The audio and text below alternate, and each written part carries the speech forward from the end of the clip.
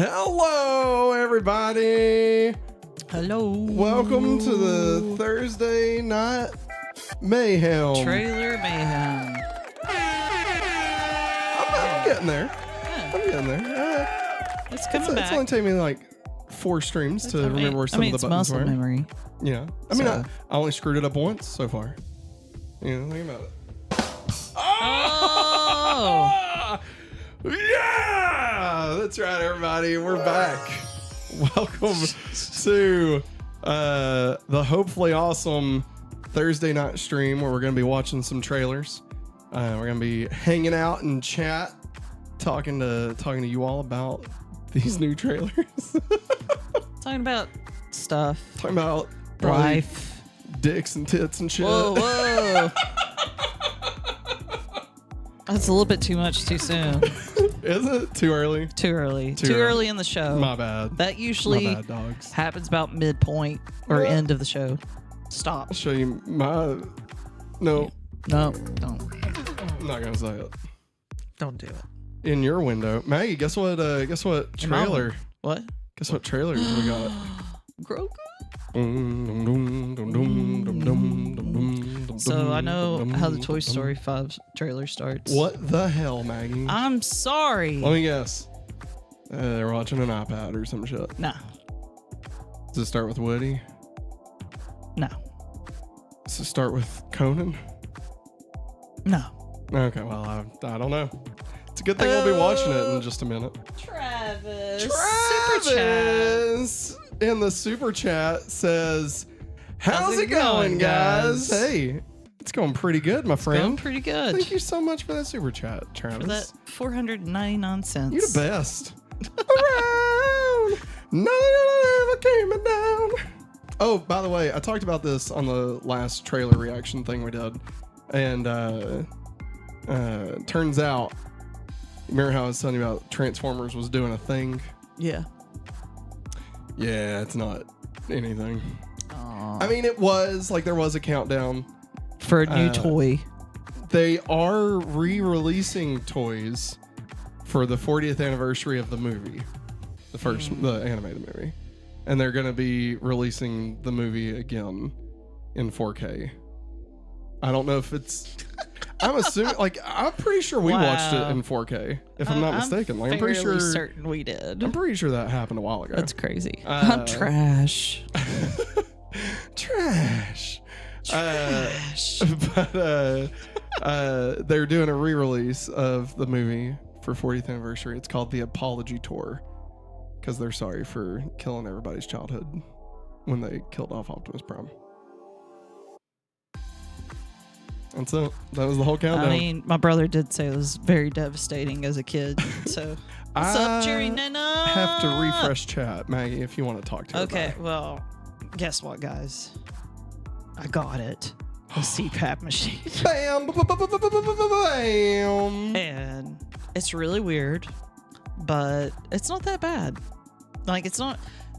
I think, whenever my dad got it, I think it was slowly, becoming more of a common thing. Yeah. But I just remember his being so freaking loud. Mm-hmm. I just go at night, and then wherever the mask pops up, you know. Wait, what was that? That actually was spot on. I know. That was perfect, Maggie. You did a great job. Thanks. And I think it's helped me a lot. I didn't really get to use it a lot last night because Henry woke up in the middle of flipping night. Anyways, but I feel like I do feel different, even though I only got an hour of usage out of it last night. I feel like my brain's more alert. Yeah. I feel more alive than dead. She's coming alive. I just realized our connection went away. That's why the chat's not working. There we go. Woo, CPAP, Jerriana says, wonder how badly Matt died of laughter earlier due to my video comment on last night's stream, Matt ZR. Oh, yeah. It took me a second. The Doomsday suit. He referenced the how it's not Forgot as the fists. the what? The fists. The fist. The thing fists. What are you talking about? Forgot them. We're not. Oh, Maggie, I was mid. I was like mid talking, and I'm you sorry. completely. I cut you off. I'm No, so sorry. not that. Just a completely right hook on me. I had no fucking idea what the hell you were talking about. Like, I'm trying to load up chat, and you say, "Oh, it's the fist," and I was like, "What? The what? I said, What did I do?" The fist. I was like, "Did I forget to You forgot to get the fist. like put the fist out?" Travis says, I hope Toy Story 5 has a warehouse full of unsold skibbity toilet toys Oh my god, who all become aware of their heads in toilets and flip out. that'd be hilarious. Matt CR, it's funny that you mentioned Lucy because she, no lie, just came walking through the doorway and just now left. Yeah, she turned around immediately. She bumped into a box and decided to forget about it. Okay, I think chat should be up now.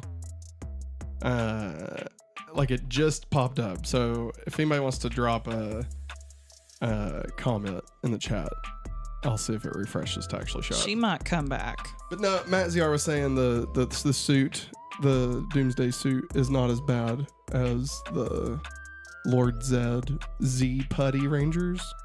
And it's when Lord Zed put putties. No. It's when he put, he had his putties. Yes. Okay. But then he had those putties be the Dark Power Rangers. Oh. Maggie, it's I horrifying. think you've shown me pictures of them. I gotta pull it up right now. I'll show everybody because it is honestly, it is awful. It looks like I don't know if I can say the word. I don't know if it's a bad word now, but it's. Well, I mean, you've not watched Pulp Fiction. There's a guy in a leather suit, and he with a zipper across his mouth. Oh, one of those. Yeah. I know what they're called. I just don't know. If, like I was about to say, and I was like, oh wait, that might be not a good thing to say anymore. Look who arrived. There Good she. grief. Yeah, dude. She is not happy. Lord Zed, evil Say hello. Power Ranger. I gotta look Say this hello. up. You're too old for this shit, aren't you? Yeah, there they are. Now, don't get me wrong. If they made toys of these, I would absolutely buy them. Look at this. Of course you would. Look at that. This is. They could have done so much better than that. They could have done anything. I This is even, so much I better even than that. commented back. I was like, how did we let a multi-million-dollar franchise get away with this back in the day? Like, they were already making shit tons of money at that point. That's why I said they could have done better. But nah, dude, for real, I would buy a whole set of the toys of them. God, they're so yucky. They're fabulous. Look at this. You tell me, friggin' I Toy just love Biz how comes they're out like- with that. I You just ain't love buying how it? they're like, hey, guys, Lord Zed wants us to be like evil rangers. And, well, we really don't have a lot to work with. I mean, they could have done what VR Troopers did and just spray painted an old We're suit. gonna- you know? We're gonna pull a Beetlejuice where Lydia cuts the holes out of the bed sheets. Oh my god. Awful. A coworker once told me, Travis says, that wandered into a babysitter's basement and found a dungeon of sorts. Ah, yes. And I yes. brought up Pulp Fiction, which she hadn't seen, and was mind blown that it was in the movie. That movie's got a lot in it. It's got a lot of things are in that movie, Maggie. I've never watched it. It's honestly, this might be sacrilege to some people. I'm gonna say it's a bit overrated.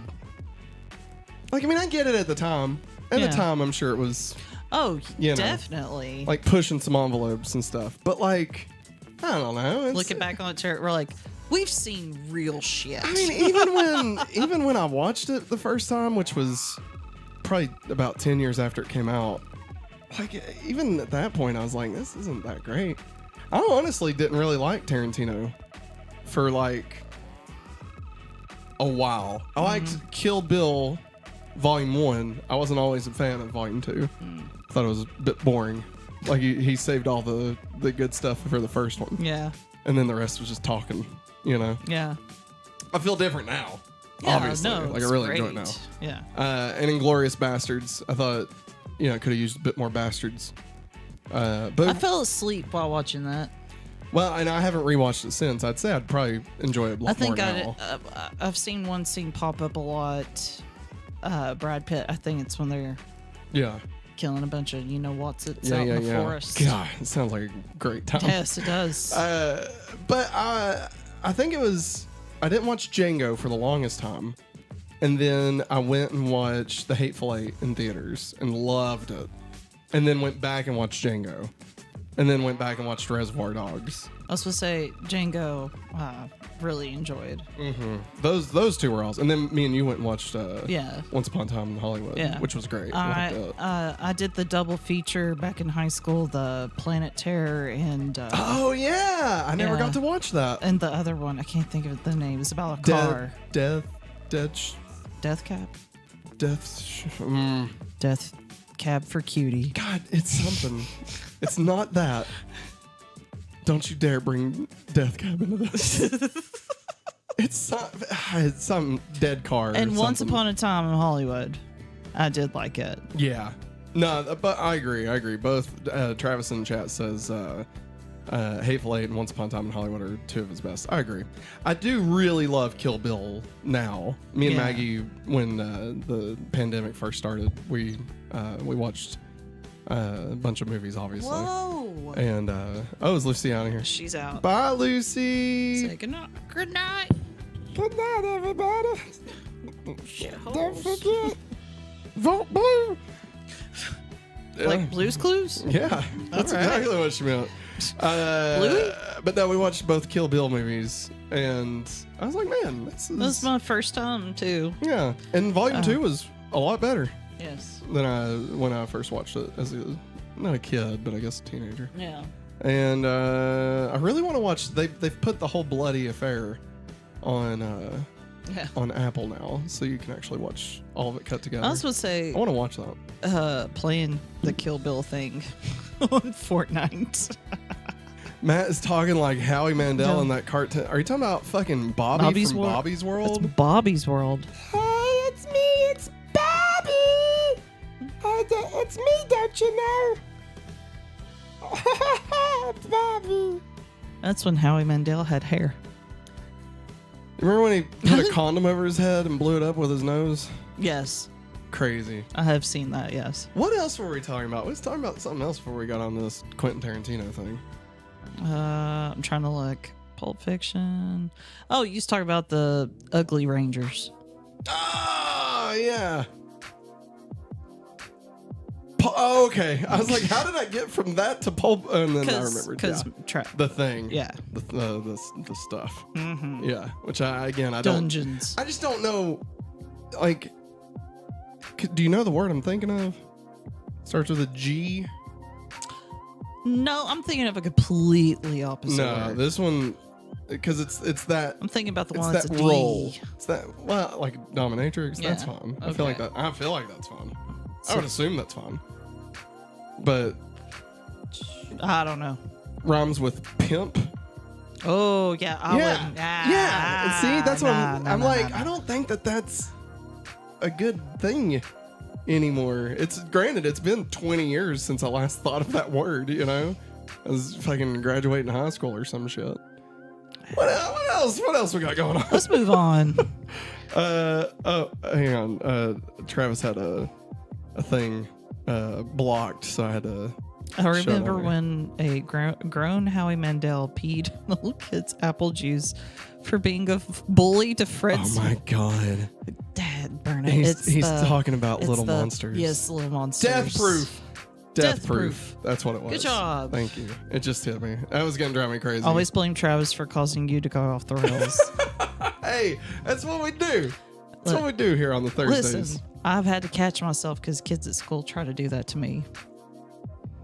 Take you off the rails. Like, they try to get me going in a different direction. Huh. They tried to do that one day, and I said, I know what you're doing. I said, stop it. They're like, what? Ah. I said, you're trying to distract me.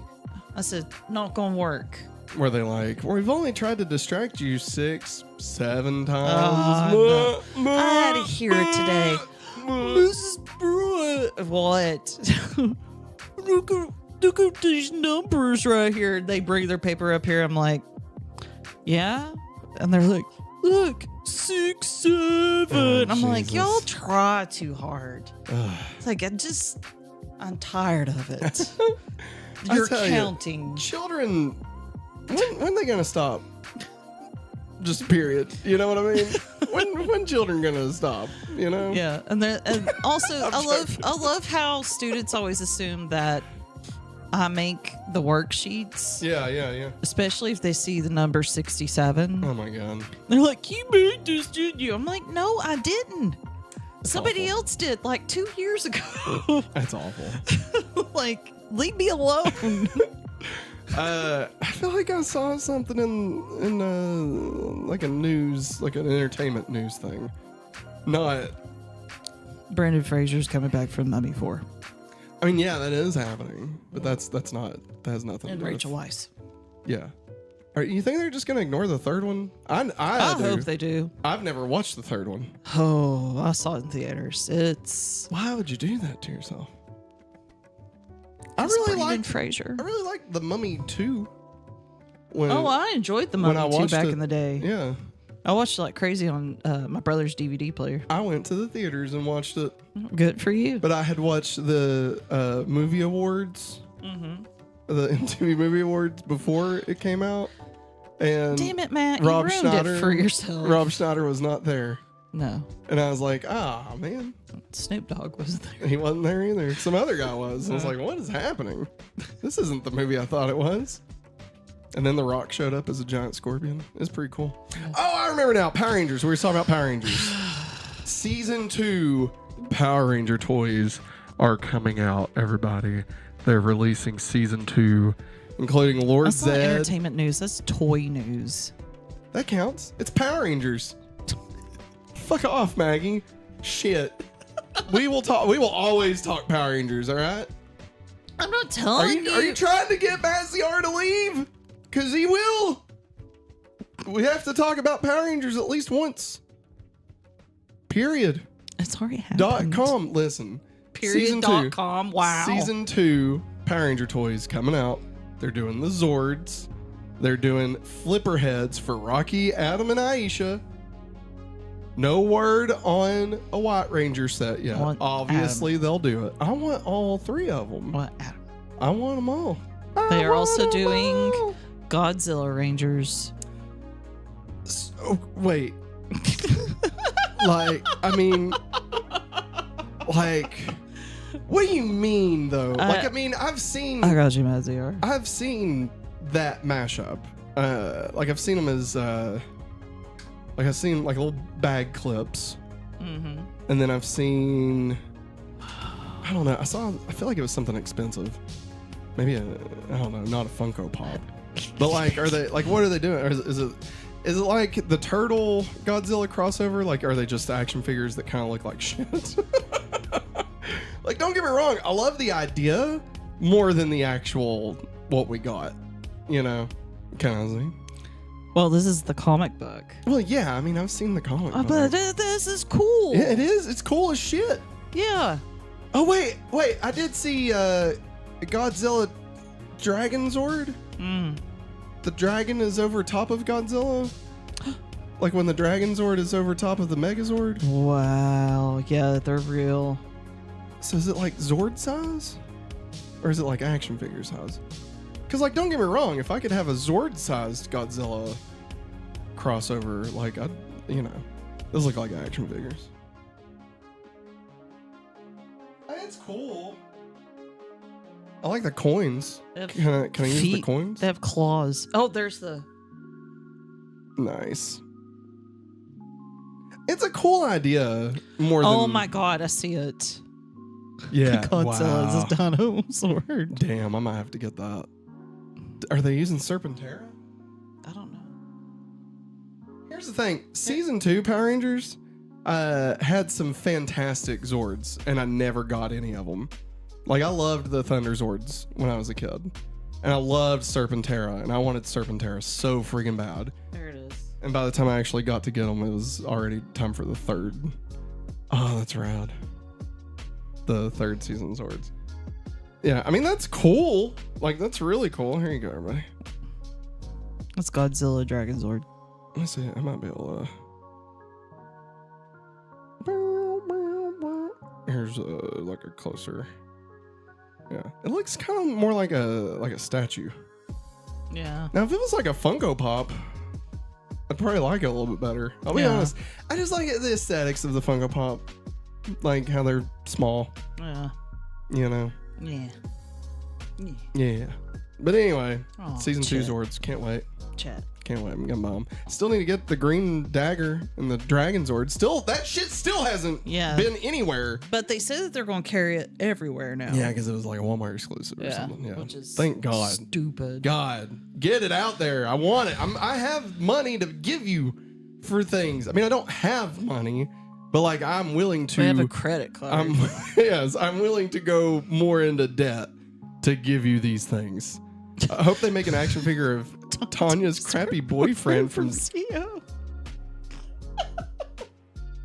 Who the hell was her boyfriend? That's so oddly specific. I do not remember her boyfriend. I remember that episode where like she found her parents when they got Sean. when they got Moltar. I can't think of his name. Voltar. It was that dude. He had a key. Like they put it was kind of like Zio's version of Ninjor. I mean, you would have no idea. It's okay. I thought she dated Adam in Zio. I don't remember Sean. Oh, Sean. I don't remember that. Maybe we should rewatch Zio. They are doing all the Zio Rangers as Funko Pops. I was supposed to say, Zio, I can get down to that theme song. Oh, it's such a banger. Oh my God. We've gotten claimed so many times. Yeah, we have. Sean was sexist due to her being baseball. Damn, I still just do not have any memory of that. What does that mean? I'll be honest. I didn't rewatch Zio a whole lot. I rewatched it more than Turbo, but I did not rewatch it a whole lot. And I rewatched In Space the most. And then probably Mighty Morphin. Well, yeah, it was definitely In Space, then Mighty Morphin, then Lost Galaxy, and then Zio, then Turbo. And the others I probably watched once. And the name Tom Force, you all were that. thinking of is Auric. Auric. Yeah. Auric. Auric? Auric. I don't remember. Zio was decent. This is the second time Zio's come up. Matsior knows what I mean. Y'all know. You know that Zio shit. I'll give you that much. Maggie, speaking of shit, you ready to watch a Star Wars trailer? Why are you spitting your coffee out? I had a mouthful. I didn't expect you to be asking me a question. No, I was just saying, are you ready to watch a trailer? Jesus. Fuck you. Hey, whoa. God damn. Let's crack open a cherry float. Brewski. Skadooski. Oh. Good job. I got So it's That's a bubbles. cherry float Coke Zero. yes. So good. They are pretty good. I mean, it's basically cherry vanilla. It's got a little bit more creaminess to it. I'll give you that. All right. First trailer we got tonight. We are watching the trailer for The Mandalorian and Grogu. If memory serves, I believe this is going to be the final trailer for this. And I know the Toy Story trailer is the first full trailer. So All we've gotten was like teases this whole entire time for Toy Story. I still don't know how I feel about that. All right. No, I said, speaking of shit, I'm actually very excited for this. Oh, I'm excited. I love, you know what, let's Whoa. whoops. Let's get out of that for a second. I loved The Mandalorian. Okay. I thought the show was great. There are personal ties to it where the premiere happened on the same day we found out that you were pregnant with Viv. Yep. And so when they first showed Baby Yoda, like it connected forever with Viv in my head. Right. Yeah. So like anytime I see Grogu, I think of Viv. So now we're going to have a movie of Mandalorian and Grogu. and I'm gonna be able to take my Grogu, Vivian, Yeah. to watch this, and like, there's just something special about that. And You know what's awesome? That's going to be her first Star Wars movie. it is. It's very exciting. Yeah. Like I, whatever the state of Star Wars, blah blah. I don't know. But I do know Mandalorian's great, Yeah. and I have no idea if this is gonna, wrap up plot lines from, the other shows. Specifically, what's that one? Ahsoka. Yeah. Excuse me. I'm Like sorry. I don't know if like that's the plan. But I know that Jon Favreau knows how to make a goddamn movie. Not just talking about Iron Man. Not just talking about Chef. that. Exactly. That is what I'm talking about. Actually, I love Chef. Chef is a fucking perfect movie. If you're ever like just needing to pick me up, feel like you can't be creative or move into, doing something like starting from scratch and, just taking it on. Pick up a Watch cookbook. Chef. Cookbook. No, watch the fucking movie Chef. It's wonderful. All right. The best thing he's ever done. So we can inject some Chef into the Mandalorian Grogu. It'd be Chef's kiss. Forget about it.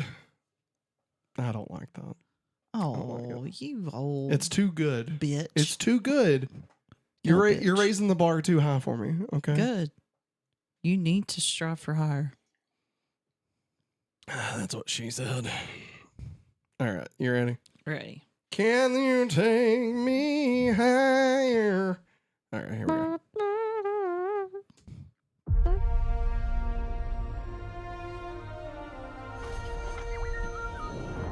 Oh, I thought that was R2D2. Hey, never touch the buttons. Don't touch the buttons. Oh my god. Hey, it's his ship. I almost said his boat. Jon Favreau's use character some in Solo was information. also a chef, but he For this died. price, I'll tell you whatever you want. I'm looking for a hut. Close for the night. Thank you. Gangsters, war criminals. Long live the Empire. We'll take out every bad guy in your deck of cards. Oh, shit. Take him down. Yeah. This isn't about revenge. Yeah, Sigourney God. Weaver. Yeah. Hey. It's about preventing another war. Strap in.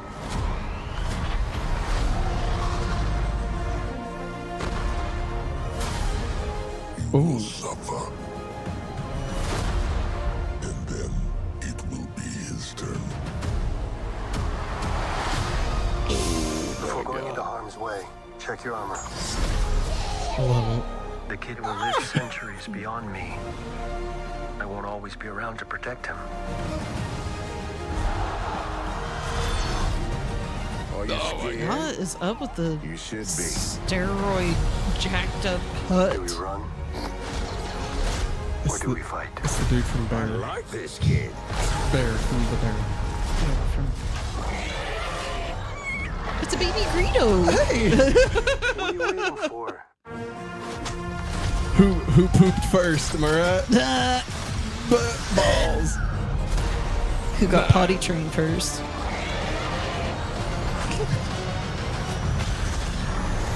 Oh, Let's save the rest for after dinner. I love that that's what they ended on. just All that right, so- smug bite of snack. Here's the thing, the music, right? Yes. Very much Star Wars. Yes. Like, hey, just in case you didn't know. Hey, this is part of Star Wars, motherfucker. But then, wait for it. I can use some information. Here. But even the coming horns in. before that, I'm looking for a hut. it was just Close like for the his night. horn. Thank you. I don't think it's those ones. Yeah. Gangsters. Hang on. Come out. These? No. Hey, never touch the buttons. That's still Star Wars. The roided out Hutt is Rada, Information. Jabba's son, For this who price, I'll tell you whatever was you want. the baby for a hut. Anakin and Ahsoka night. had Thank to you. rescue in the Clone Wars movie. What? Oh my god. War criminals. Long live the Empire. We'll take Here's out the every thing. bad guy in I your deck of want cards. Star Wars music. Okay. I appreciate Star Wars music. I appreciate Star Wars music. Mm-hmm. If I don't hear a full-on version of the theme song, I will riot. And I don't think that it's gonna happen. Like I don't think that it won't happen. Yeah, it's gonna happen. Yeah. It's too iconic. Yeah. Who is this bro? I don't know. Like, Travis, help us. cause like. I feel like you know more than we do. Here, let's pull that down a little bit. Here, let's so like, Who's the bro in the hat? okay, that might be a different guy. No, that is the same guy. Mhm. Okay. Because it's Yeah. Ambo, one of the bounty hunters from the Clone Wars. Okay. Now, but that's a different guy than the blue guy. Yes, that's a different. Right? The one that He can- hunted He can also snowboard and set a hat. like shield surfing in Breath of the Wild. Oh, That's kind of rad. that is pretty rad. Cad Bane. Yeah. That was the other Yeah, one, right? but that's not him because his eyes are like freaking red, and that guy's eyes are not. Oh my god, I almost said something really stupid. What? I almost said they should bring in IG-88. They did that. Yeah, That was the they already first thing they did it. did. And Yeah. it was IG-11, Yeah. and it was fucking Taika Waititi. Like, what the hell? What is wrong with me? Bring in Dan. What was his name? Dan, snooky bookie. what was his name? Dan DeJarn. I can't remember what his name is, but the toilet paper guy. Yeah, you know when Darth Vader's like, "Hey, I gotta hire some of these fucking bounty hunters because my dudes suck," and like Yeah. Boba Fett, he hires Boba Fett, right? But there's other ones. IG-88 is there. There's one that's like covered in toilet paper. Like Robot Chicken did like a whole thing, Hilarious. I probably watched it. I just can't. dude. Like that's what I Ooh. want, Ooh. and I want him to be the exact same character that Listen. he was. That look on Oh my Pedro God. Pascal's face. Look at that, dog. Look at that. Ah! I love it. I'm excited. It's nice to have a Star Wars again. You know? Yeah. Look at these fucks. What was you trying to say about Pedro Pascal's face? Just I know. I know. I keep thinking about how all he really does in these is like does a voice. yeah. Now we get to see his face. Well, like I wonder how often they're gonna have him be unmasked so say they can quite a like bit. cash in on it. Yeah. You know. But I mean, I feel like the mask is like a big part of it. Yeah. Iconic. yeah. Some would say. What's up? Hey, it's a Corey.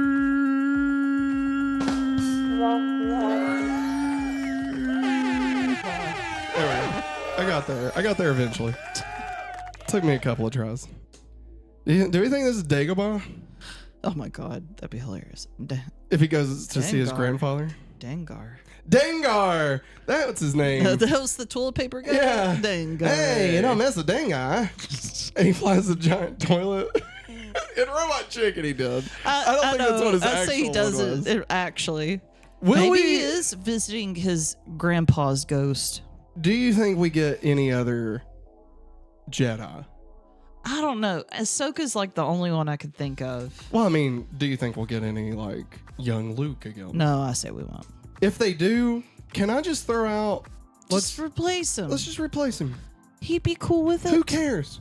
Nobody's dumb. Yeah. We all know Mark Hamill has aged. It's fine. Yes. It's fine. Yes. It's totally fine. Things happen. Shh. That's Bear from The Bear. What? The show. That? The Bear. That yeah. thing? Yeah. That's Bear. That's who's doing the voice. That's him. Not in like a suit. I think he did like motion capture for it. Like Mark Ruffalo as the Hulk. But that's Bear from The Bear. What do you want me to say? That's who it is. I'm so confused. The show Yes. on FX. The bear. The Bear. The main guy. The main guy, whose name is Bear, who is also a chef. who is the main chef. The main chef. Yes, chef. Okay. Whose cousin. The brother. Whose cousin. No. The brother's Whose Punisher. cousin is the Thing, who also worked with Pedro Pascal last summer. Yeah. He is playing this one, this Hut. And this is the Hut that was the baby from the Clone Wars movie. I won't be able to. I won't be able to. It's his name's Rada. Rada? Yeah. No, oh no, I meant the actor. Oh, what is his name? Philip Seymour. No. Wait. No. I wasn't even trying to say. Matthew. I wasn't even trying to go with Philip Seymour off. And I swear to God. Look. Yeah. Now who's this? What the fuck is the dark crystal doing in here? You know. Hey. Look at Back that. off. What? Fuck the dark crystal. That shit sucked ass. Are you kidding me? Matt, there's a whole group of people that love it. Wait, this is a new Jedi. I'm calling it. You're calling it? This is a new Jedi. I think that's his mom. Training Grogu. This is Yoda's daddy. So it's his great granddad? Yes. Yes. So, Shit. What am I thinking of? Okay. is it Philip Seymour? Shut up. I like Philip Seymour album. I knew his last name was White. Jeremy Allen White. Jeremy Allen White. Ew, shit. Look at that. Yeah. The fuck? Is that like in one of the Hutt's dungeons or something? I was thinking it might have been, remember the trash monster that tried to eat him? Mm-hmm. Maybe it's that? Maybe. I mean, I don't know. It didn't have like one eye. Like, didn't like one eye shoot up? I can't remember. That's probably not it. Dude, 'cause that this thing thing looks sick. Looks like a massive snake. Like, I feel like this is what should have been Doofus the dinosaur in Jurassic World 4. They wish Doofus the dinosaur looked like that. Put it on the rim! Oh, shit.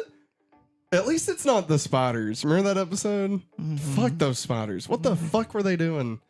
Dude, that looks gross. Yeah, this is a sewer monster. It's a sewer monster. Who the fuck was that? Who's that hanging off the archway? There's a stormtrooper. Oh, is that that's Oh, that guy. Biggs. Biggie. No. Big man. No. The Big Lebowski. Oh my god. I don't know his name, but from Rebels. Yes. Yeah, and he popped up in one of those He's friends with episodes. Freddie Prinze Jr. Yeah. Yeah, that guy. That guy. The fact that Yeah, there he is. that they made him a main character in this, or at least enough of a character to put him on the poster. Well, yeah, kinda he crazy. showed up in one episode, didn't he? Just for a brief moment. Yeah, I mean that's what I'm saying. Is like, Matt making up names. yeah, because I didn't fucking watch Rebels. All right, sorry, I didn't watch 12 seasons of cartoons so I could enjoy the Mandalorian better. All right, I'm sorry. I wish I could have.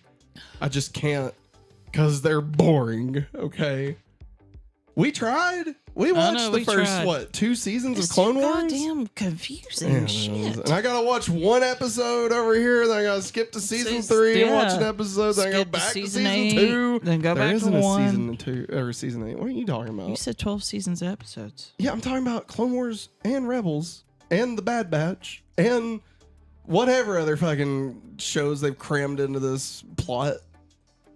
I'm Dave Filoni. Fucking, I don't shit without making it a part of continuity. I like Dave Filoni, okay? I'm just being funny. He's gonna knock it out of the park. He will. You know, Take a he's Kathleen been... Kennedy's. Yeah, Yeah, that's what I said. He's gonna knock it out of the Is park. that the same guy? Is that him? Like, there's him, and then... I think that's the lady Mandalorian. I thought she. Are you talking about the one that forged the forger? Yeah. Forager. Forager knows. Forager doesn't have clothes.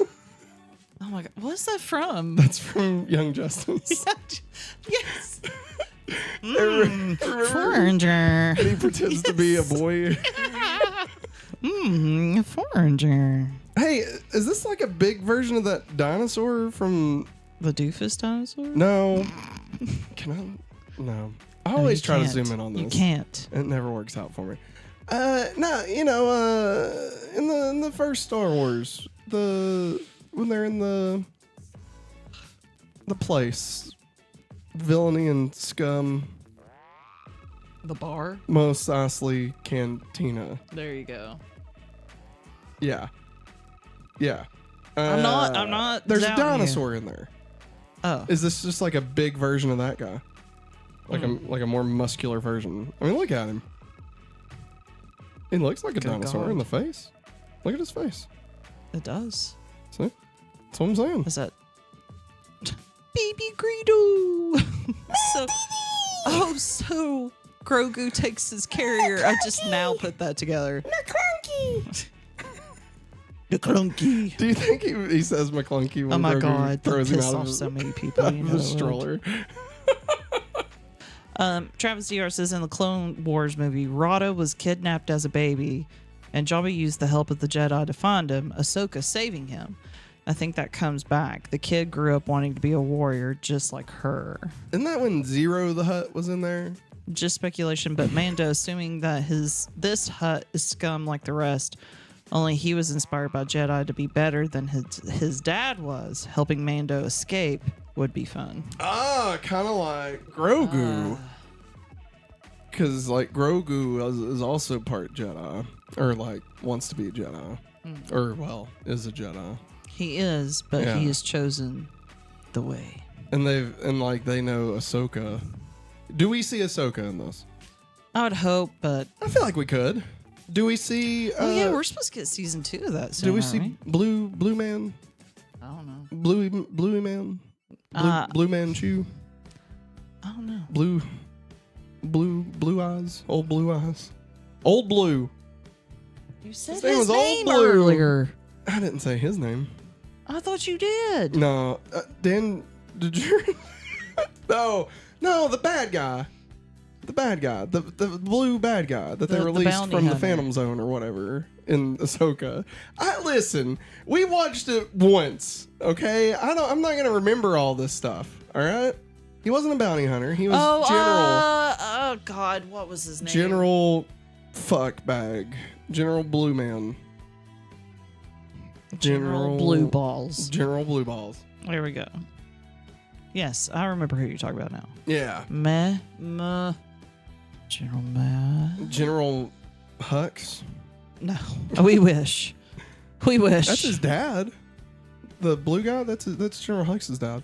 No, it's not. No, it's not. I'm fucking with you. Don't you dare. Hey, do you think the guy? Hey, whoa! Hey, Look at that. The guy from Andor. No, that'd be like 40. Cassian Andor. That'd be like 40 years too early. I'm gonna say, do you think he could be General Hux's dad? 2011. You know who I'm talking about? The bad guy that kept trying to track him. Yeah, Like that could have been General Hux's dad. But I could see that. But that's like 40 years before Yeah. the sequel trilogy. Yeah, that means Hux is like old. Yeah, ain't no way. Yeah. No, look at him. This dude's a dinosaur. And he's wearing Giant lizard. He's wearing like a fatigues pants. He's wearing like fatigue pants. Looks and like it's a prison outbreak. A basketball jersey. Yeah, Space Jam, baby. Yeah, everybody get up and I'm the slam. Wait, what's that little like? Is that fucking Randall from Monsters Inc? On the right? Watch this guy. Oh my God, I see it. Oh, that's so creepy. That's Randall. What the fuck poor is baby Randall? Greedo. I don't blame him for being scared. Hey, and there goes Spin in the back. Like I got him Spin. Like of all the names, I could have said Miles Morales. Yeah. Could have said Spider-Man. It's because our children watch Spidey and His Amazing Friends. Dude, somebody at work was talking to me about Spider-Man. Yeah. Their kid loves Spider-Man. And was like telling me how they've been watching all the Spider-Man movies. And I was like, oh, just wait till you get to like the last one. And like they all come back. And like she had seen it. Yeah. And I was like, you gotta tell me what this kid does. And she's like, yeah, because he loves all the Spider-Man, all the different ones, like in that new cartoon. And I was like, oh yeah. I was like, have y'all watched Across the Spider-Verse? She's like, no, what's that? And I was like, listen, if your kid loves Spin and you need to let him watch it. Watch that, what are you doing? And then that somehow went into a conversation about the goat or whatever. Oh, about the basketball goat. Because it's in the same people that made it. No, I mean not the same. It's like same animation and stuff. But yeah. And I was like, you gotta watch it. And they were like, is it okay for kids? And I was like, I mean, yeah. Like, I mean, it's as okay as Tobey Maguire's Spider-Man. Like, if your kid watched Gwen Stacy die in the second Amazing Spider-Man, then it's definitely okay. Like, come on.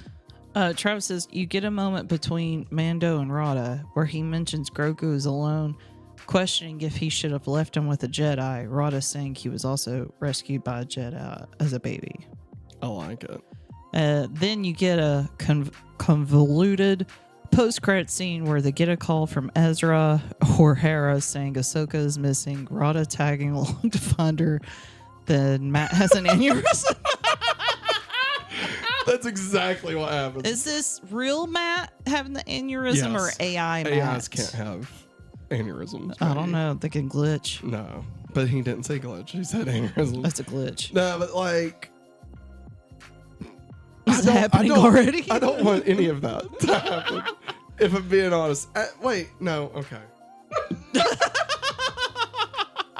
The creature that throws the gate is one of the creatures of the board game from A New Hope. He texted the other dude up and slams him on the table. Oh my god. Then makes the dumb noise. That's exactly what he looks That's like. what it is. That's exactly what he looks like, dude. That'd be great.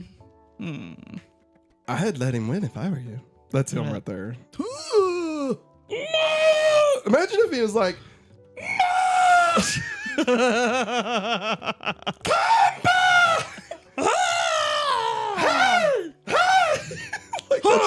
that's just his voice. You went between my legs. That looks great. Yeah. It looks good. I'm down. I love how they've done the font for the movie. It looks like a throwback to like the old adventure movies, you know, just like Star Wars used to be. And in Indiana Jones. Wetzel's pretzels are the best. Wetzel's pretzels are the pretzels. Travis is on fire. Travis is on fire. All right. Oh my God, it's Forky. Oh my God. God. You know what? Like looking at like the poster, I guess they released. I guess they're kind of going off of some of the shorts as well. Forky ass a question. Because Bonnie does come home with another. Well, what that was at the end of the movie, wasn't it? Yeah. But the knife shows up in some of the shorts. Oh, Jesus. Maggie. What? Toy Story 5 I can't wait. has been released. A trailer for it Has been released. Let me tell you, I don't know how I feel about getting a new Toy Story movie. Like, listen, I'm not one of these motherfuckers. I gotta do that again. Listen, I'm not one of these people that want to be like, Toy Story 4 was unnecessary. We didn't need it. It was a perfect trilogy before Toy Story 4. I disagree. I think Toy Story 2 is not a good movie. It's fine. It's serviceable for what it does, but it's just Toy Story 1 again. Like, that's all it is. They just replace some things. Instead of Buzz thinking he's a toy or not a toy. Woody thinks he's not a toy, right? They even redo the same line. You are a toy, right? And then, well, what do? They gotta get, instead of chasing a truck or a van, they gotta chase an airplane, right? Yeah. And they got Stinky Pete. Remember that asshole, Stinky Pete? Remember that guy? Yeah, fucking Fraser Crane looking ass. Yeah. There was some solid parts to Toy Story 2. Don't get me wrong, but I'm just saying, if we're talking like a trilogy, people like to just throw around the term trilogy like it's, fucking nothing, right? Trilogy means that like the plot has to progress and needs the third act to close. Okay. Yes. Like that, a trilogy is literally 3 acts across 3 stories. Mm-hmm. Like that's all it is. The Lord of the Rings, right? That's a trilogy. Yeah. You could make okay. I'm going to say something that might be blasphemy. All right. Oh God. I would say the Matrix trilogy is more of a trilogy than the Toy Story trilogy was. Okay? Because at least the Matrix 2 needed the Matrix 3 to end, right? Yeah. Toy Story 2 didn't need Toy Story 3 to end. No. It basically put us right back to the beginning of Toy Story 1. Yeah. We're basically right there, I think the better trilogy of Toy Story is to skip 2 altogether. You watch Toy Story, then Toy Story 3, then Toy Story 4. That, my friends, is a perfect trilogy. Because think about it. He starts off with Andy, Woody grows, but then like he ends, he thinks, oh, Andy is the only person that I can ever, my whole life is wrapped around, right? But then he has to let Andy go, right? But then he finds Bonnie, and it's like, oh, well, now I can make this girl happy, right? I can make this kid happy. All of my friends are here, blah, blah, right? And it's his acceptance of that. But then the third movie, which would be Toy Story 4, is about him realizing he can do better things. Well, that he can't live his life for other people. And that maybe there's more to life than just, maybe he's done all he needed to do. Maybe giving his whole life as a toy to these children, like maybe there's something else out there, right? And I feel like that is the ultimate character story. Like if we're looking at these as Woody's story, I feel like you go from Toy Story 1, him being a rank asshole, to Toy Story 4, where he's willing to, give up all of his ideals and stuff for love, right? And for like being able to live his life. I feel like that journey is great. Toy Story 1 to 2 to 3 that's nothing. Just because Toy Story 3 is great, a perfect movie, it doesn't mean that Toy Story 2 is also perfect. Like, no, Toy Story 2 is... Nobody says it's perfect. A lot of people say Toy Story 2 is a great movie. Okay? A lot. Too many people. All right? And, I applaud Pixar for Toy Story 2. I know that it was originally going to be a straight to VHS movie. Michael Eisner was like, fuck that shit. We're putting it in theaters. And Pixar was like, well, it's not that good. Like, it's not good enough for a movie theater. And he's like, I don't fucking care, bitch. I'm Michael Eisner. I want it out. I have to recoup some of this Paris money that we wasted. All right. I gotta get that sweet coin here. All right. Now go make The Wild for me. And so he's going to release it. And so they scrapped the whole Toy Story 2 9 months before it's coming out. Redo the whole thing. Right. Which is insane. Okay. And so I appreciate what they were able to get, and I can't imagine them doing anything better. Yeah.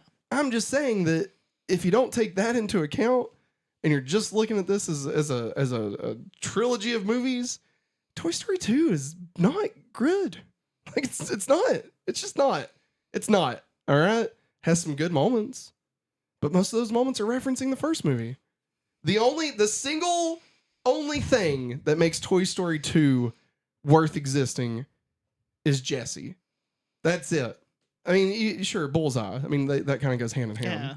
But Jessie's the only reason why Toy Story 2 needs to exist. When she That's what I'm saying. That's why they get a pass. For me, is like that sequence alone is wonderful. And like if they were able to squeeze that much juice into 3 minutes of that movie, I applaud them, right? Because they didn't have the juice before. Yeah. And if the juice ain't worth the squeeze, better talk to them. All right. You know what I'm saying? But I'm excited to watch the Toy Story 5 trailer. Well, okay, but here's the thing, though. Oh, sweet Jesus. Now, after, like, Toy Story 4, to me, is more final than Toy Story 3 was. Like, Toy Story 3 was final, but it was also, like, a new beginning, right? Mm-hmm. Like, we've got Bonnie. The toys are going to live out their lives with Bonnie. And, like, the whole cycle starts again, right? Like, Like, you hear what I'm saying? Yeah, I hear what you're saying. And so then we go to 4 and like shit changes. Like 4 leaves Woody away from everybody. Mm-hmm. I mean, the original group. Yeah, I know what you meant. Like, what the fuck? Like, what do you do? Like, and he's like off with the fucking circus or some shit. Like, Carnival. Sure. Key and Peele. And like, he just so happens to run into Bonnie again. Like, enough so to have a whole movie? Like, what are we talking about? To me, 5 to me is way more contrived than 4 was. Okay? Like, 4 probably didn't need to happen, but it did. And I felt like what they gave us was actually a really good addendum to what we got in Toy Story 3. That's why I said Toy Story 1, 3, and 4 are a perfect trilogy. I feel like story arc in those 3 movies are wonderful. But like 5, I feel about 5 the way everybody else feels about 4. It's just this, I don't understand. Like, it's a movie about toys. Just make a new toy. Like, you know, I'm not saying I want a different Woody. I'm not even saying I would want any of that. Okay? Like, I don't know but like, come on. And the fact that this is all coming after Lightyear just does not leave me with a lot of confidence. Okay. Well, Hikari agrees that I won't lie, Matt's onto something, and because until you mentioned Jessie, I forgot the entire Toy Story 2 plot. Exactly. However, Geek Ledger says, my semi-hot take, Toy Story 2 is the best movie in the franchise. My scorching hot take, that is as hot as the sun, Toy Story 1 is kind of meh. How very dare you, Geek Ledger? The OG Toy Story is overrated. Listen, I won't argue against that point because you're not wrong. You're not wrong. I think Toy Story gets a lot of praise for being the first. I think that's, it was the first one to do it. Travis also thinks Toy Story 2 is the best. How? What the fuck? Let me guess.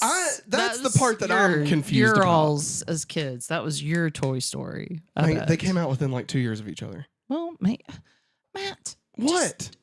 What? I just need to understand why Toy Story 2... y'all gotta give me some more here. I think people need to realize 1 through 3 was a complete trilogy and 4 was a coda/epilogue. The same way The Godfather wasn't intended to be viewed as a trilogy. It was a duology and a coda. Oh. I've never watched The Godfather. Me neither. Actually, I've seen the first one. Right now, Matt is feeling like astronomer when everyone in the crowd starts saying they are Power Rangers. Kill them all! No, really, y'all gotta give me some info. Why is Toy Story 2 the best? Like, I can understand saying that you like it. I'm just curious what makes it the best. Yeah, like what is it about the second one that you like? Which is, I mean, don't get me wrong. I think it's a fine movie. I know what's the best for them. Because Newman's in it. It's the Chicken Man! Oh, that wasn't Newman. I thought it was Jason Alexander from Seinfeld. Oh, I get them mixed up. It looked like Newman. It looked more like Newman than George. Well, yeah. Well, Serenity now! it's the chicken guy. That's what I was gonna say. That's the best part for them. It's Yeah. the chicken guy. Yeah, that's what I was saying. You stole my idea. I'm sorry. I'm sorry. The cone scene. Like, I feel like it's a They're lot cones. I feel like there's just a lot of vignettes, you know? And they even do the Buzz is not Buzz. Like, he's a toy Buzz again. Or a spaceman Buzz again. Yeah, which but it's which not they the same also Buzz. I know, but they're redoing that plot point, right? And they even do that again in the third one when he goes into Spanish Buzz. You know? Like, it's the same thing. That's why I like the fourth one more. Because at least he's normal Buzz throughout the whole thing. But he's trying to figure out if he's actually thinking his own thoughts. His Because conscience or something. Yeah. Because remember, he always hits the buttons to figure out what to do. God damn it. I take See, it all I've back. recently- 4 is terrible. See, I've recently watched them. I watched them with the kids over the summer. Yeah, because mostly Viv was getting kind of curious about them and stuff. Oh, God. Okay, wait, hang on. Travis Boys, says, you're about to piss him off. No, I'm not. Y'all can have your own opinion. They can be wrong, but I mean, you can have it. I'm not gonna be mad, Lord. Travis says my ranking is 2, 1, 4, 3. Maybe on rewatch that will change, but I think 3 is kind of overrated. 4 I love because it doesn't try to be a clean ending. I do appreciate what they did with 4. So I'm just, man, 3 is last. Like, God almighty. I don't know. I feel like 3 had way more to say. I think that's the other thing is like one was like at the time was very new, right? It was a new technology, kind of a new take on a story. Mm-hmm. You know, these toys are alive. You know, we hadn't seen something with a little bit more of an adult lean from Disney like that. Yeah. Even though it wasn't harsh. But you know, like 2 just kind of retold the same thing. 3 felt like Pixar. Like when you think about like Pixar movies and how like you love them, but they're gonna fucking Destroy punch you in the dick. soul balls. You know what I mean? Soul dick. Yeah, the soul dick. You're gonna punch that soul dick hard, all right? Like you're gonna love it, but you're gonna be so sad. Like anybody who doesn't cry in the first 5 minutes of Up is just they don't have a soul, right? No soul dick. But like Toy Story 3 had that. It brought that smoke. You know what I mean? Yeah. And I don't feel like Toy Story 1 or 2 did that. Like again, 1 kind of broke a lot of things.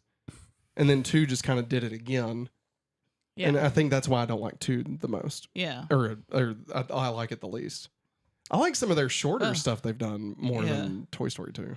Travis is showing that Woody is kind of resentful and selfish towards Bonnie and Forky, and confronting his own selfishness there was in the original was a bold way to go.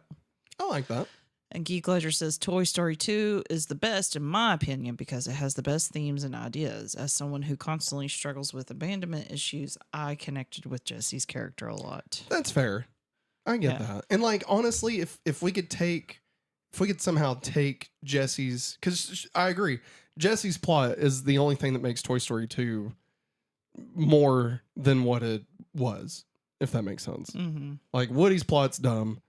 You know, Buzz's plot is dumb. Like, I mean, it's the same plot as the first movie, you know, but Jessie, her character, her story is a fantastic addition. I do agree with that. I wish there was some way to transplant it into either Toy Story 1 or Toy Story 3. Like, I wish, maybe, here's what we need to do. Here's what I'm going to do. I'm going to make the ultimate Toy Story movie. Oh, God. I'm going to pull what was that guy? Was it, that edited the Star Wars movies? I can't. Was it Eric from that 70s show? Was it him? There was some guy. God, I can't think of what it was. Some guy recut the first 3 Star Wars movies, the prequel trilogy, and made it into one movie. And he did it as a way of like trying out editing and stuff. And like he used excerpts from like audiobooks to fill in some of the gaps and stuff. And like would use footage from like the first movie. His movie actually begins in episode 2 and then has some flashbacks to Anakin being a kid. But like the crux of the movie is episode 2 and 3, with some gaps filled in, and like he removes a lot, obviously. Yeah. I'm gonna do that, but with Toy Story. Okay. So it's gonna be Toy Story 3, Toy Story 1, 2, 3, and 4. But the only part of 2 that's gonna be anything is gonna be Jessie's story, and I'll figure out how to do that. Okay. And then the rest will be unchanged. No, I might add in like some ABC Saturday morning bumpers that they had. Geek Ledger says that the way it helps the characters truly embrace being toys in the sense that it lays the groundwork for 3, it makes the characters think about life after Andy, like accepting that their kid is going to move on eventually. When in 2? Yeah, because even Woody says it in 2. He says eventually. Like whenever he's convincing Buzz that he is going to Japan, he's like, Andy's going to go to college soon. He's not going to need me anymore. I don't think he says soon. Well, at some point, like he says it in a matter of speaking, he is going to move on. He won't need me anymore. Yeah. Let's see. I guess. I mean, I don't know. I feel like at the time, I don't know. I mean, hey, whatever. I'm not the writer. I feel like at the time it was more of the way that Buzz was wanting to be a spaceman. Yeah. And didn't want to accept that he was a toy and like dealing with that. Right. Yeah. I feel like it's the same thing with Woody. Like seeing his, basically experiencing a similar thing where he's like, oh, I'm more than a toy. I had a whole thing that I didn't even know about, And then it's like, no, but you're a child's plaything. I don't know. Travis says, I love Toy Story 2 because it immerses you in the world these toys came from. Mainly Woody and Buzz and the different tones of their respective toy lines. It has such a cool vibe to it. That's bonkers. That's crazy. I will say, I do like seeing Woody's, especially because like whenever he sees like, oh, he's like, I had merchandise. Maybe that's why I don't like it, because I hate Howdy Doody Tom.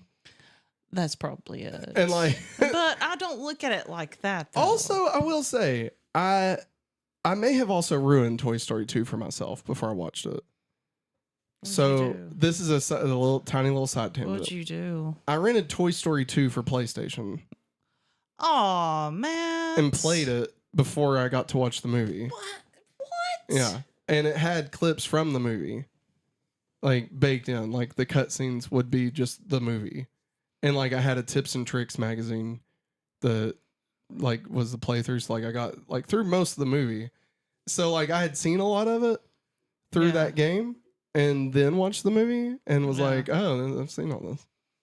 So that could be part of it. Maybe 2's not as bad as I thought.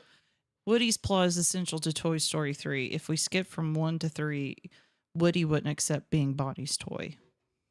I don't know. I feel like 3 does a lot. To build that. Like just showing the passage of time. Like I don't know. I feel like 3 can kind of stand on its own without 2.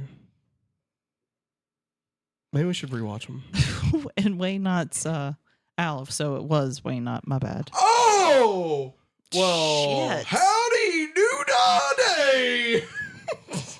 Pinch your nipple. It was string. Newman. Anyways, it's probably the best villain of the series, in my opinion, according to Travis. One of the most relaxing scenes in cinema history is when the guy repairs Woody's arm. That is... I love all the details during that part. I don't want to play with him anymore. He's broke. Yeah. I hated the opening when Buzz like Aw, but it's Andy's imagination. no, it's the video game. Oh, it's the video Him game. and Rex are playing the video game. It's the third one that starts out like that. And then it's Darth Vader. Like, it's all just Darth Vader. Like, I don't know. I mean, listen. Y'all Father! I'm going to go play catch with my dad. Go long, son. Like, don't get me wrong. 2 has a lot more good moments than I was giving it credit for. I will give you all that. I will give you that. But I think overall, For now. in general, the plot of 2 is just not, it's just not that strong. I don't know. It's like the same story as 1. Geek Ledger says Woody's plot in Toy Story 2 was Woody going from thinking he'd rather not be played with ever again than be played with by a child that is not Andy to ending with Woody being open to new kids. In Toy Story 2. Yeah, because where he's going to that toy museum, well, if there's toys, kids will show up. I guess seeing like other kids being interested in him and stuff. I don't know. From behind glass. Yes. See, I didn't take any of that. Like I took. Well, I'm just saying. I understand that. Yeah.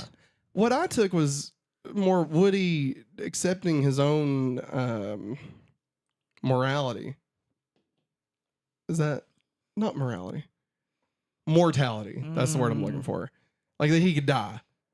That like life ends. You know what I mean? Like remember when Buzz like flew off the stairs and like his arm fell off and he becomes Mrs. Nesbitt? Nesbitt. Yeah. Same thing. I mean, like he has that crashing realization that like I can break. Well, that he's not a he's not a spaceman. He sees the commercial before that too. Yeah, yeah. What I'm getting at is like he has a break in everything that he thought, right, in his reality, right, of like, oh, I thought I was this. It turns out I'm actually this, right? And I feel like Woody goes through a similar transformation in it because we don't end the movie with him accepting being behind the glass, right? Like he grows, just like Buzz ends Toy Story with, you know, embracing the fact that he's a toy. That's what Woody does in 2. Like they're like, I'm telling you, you line them up side by side, it's the same plot, right? Woody ends up somewhere he's never been before. The locals are trying to tell him that he's something that he doesn't think he is. Just like in Toy Story, when Buzz shows up somewhere where he's never been before, and all the locals try to tell him that he's something that he doesn't believe he is. And then finally he gets convinced of it, and they go on a big car trip, and they have to have a daring escape. I mean, and it involves Slinky Dog and, like, you know, Rex and all the others are trying to, oh, we got to lower the monkeys down to get Buzz out of the bush. Get out of here, Whiskers. You know, and then, but in the other, it's like, oh, we got to be under these cones. And now we knocked over a truck. The bugs from Bugs Life's here in the bloopers. Yeah, that. Like, I mean, that's what I'm saying is like, they're just, yes, there are differences. It's not like an exact 1-1, but I mean, generally speaking, the whole story is basically, you know, and then in order for Woody to go back to Andy's house, he has to realize that it'll, you know, that he has his own mortality, but that he wants to have whatever he can have for as long as he can have it. Just like Buzz embraces being a toy and joins, you know, Andy's tribe or whatever. And then like we even end the first Toy Story with Buzz freaking out that it's Christmas and being like, oh, what's that? Oh, what are we getting? A what? You know? Yeah. A what? And like, that's what I'm saying is it's like, they both had to accept what they were, you know, after going through a transformation of seeing what they thought they were, right? Before reality crashes onto them. That's what I'm saying is like, I definitely don't think, and this is just my opinion, obviously I could be totally wrong here. I definitely don't think they had any inclination of Toy Story 3 when they were writing Toy Story 2. I mean, the fact that movie came out 15 years after, it wasn't 15, it was a little over a decade. But like after the second one, like, and it had a completely different writer. And like the themes of the third one about like growing up and moving on and letting go, like that's very different. I don't feel Yeah. like in retrospect, you can maybe force those seeds into being, established there. But I definitely don't think when they were writing the second one that they had that at all. You know what I mean? Yeah. What? I need to hold my hand on this. Wow. Geek Ledger says, hot take. Oh, I loved Lightyear. I wish Disney didn't pull that marketing bullshit of this is the movie Andy watched before he asked for Buzz. That was the dumbest idea ever. That was a very dumb idea. What? Like, I love you all tonight. You're just, it's like y'all are just tickling him. Lightyear was bad though. It wasn't good. He liked it. I mean, that's fine. I loved it, actually. You can love it. That's fine. Obviously, you have your own opinion. That's fine. It's just it wasn't good. Explain why the toys Berserk. went on sale within a year. On clearance. Yes. Yeah, like you could still find them. Yeah. At yeah. a the local Lego sets and Dollar stuff. Tree. Yeah. Yeah. And Travis says, I think Al returning in Toy Story 5 with the Toy Collectors YouTube channel, talking about how the new toys suck would be fun. That would be really fun. I would very much like that. Go meta. Put Al and comic book guy from The Simpsons. Let them have like a dual channel together. Worst toys ever. That's it. That was the whole thing. And don't even Toy Story him up. Leave him 2D animated and everything. Oh my God. Yellow. It doesn't matter. Nothing matters. Fuck it. I'd love that a lot. Do you have any? No, wait, here you go. He's a VTuber. Oh Jesus. And that's his persona is comic book guy. Comic book guy in Toy Story 5 is the same guy, but just that's how they get away with him being Yellow Simpsons version because he's a VTuber. And we just never see. That's the explanation. That's the in-world explanation as to why he looks totally different. All right, I think I've said all my piece. Watch it. Can I give my hot take on Toy Story? All the Toy Story? Sure. I fucking hate Forky. He's the worst, okay? No, he's he's annoying. not. He is annoying as shit, okay? No. He is so fucking annoying, Maggie. I cannot stand him. And the fact that we waste so much of the fourth movie on any time on him is absolute tragedy, okay? Forky is the worst thing to happen since 9/11, okay? That's what I'm saying. All right?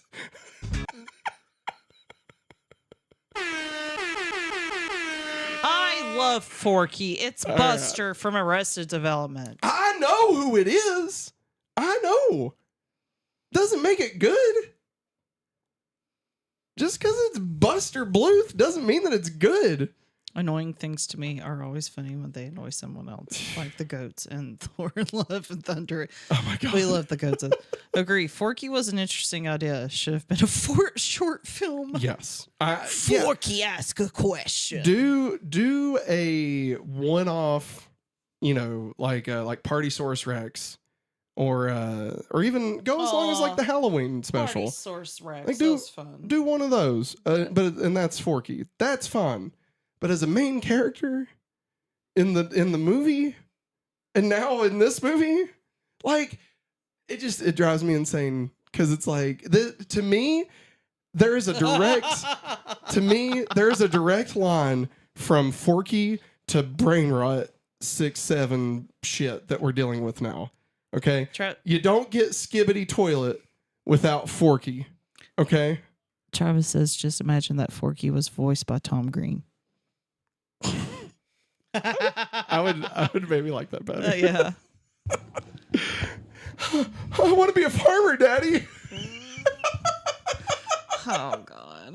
Can we please watch this? Forky, would you like some sausage? Forky, would you like some sausages? Maggie, have you ever watched?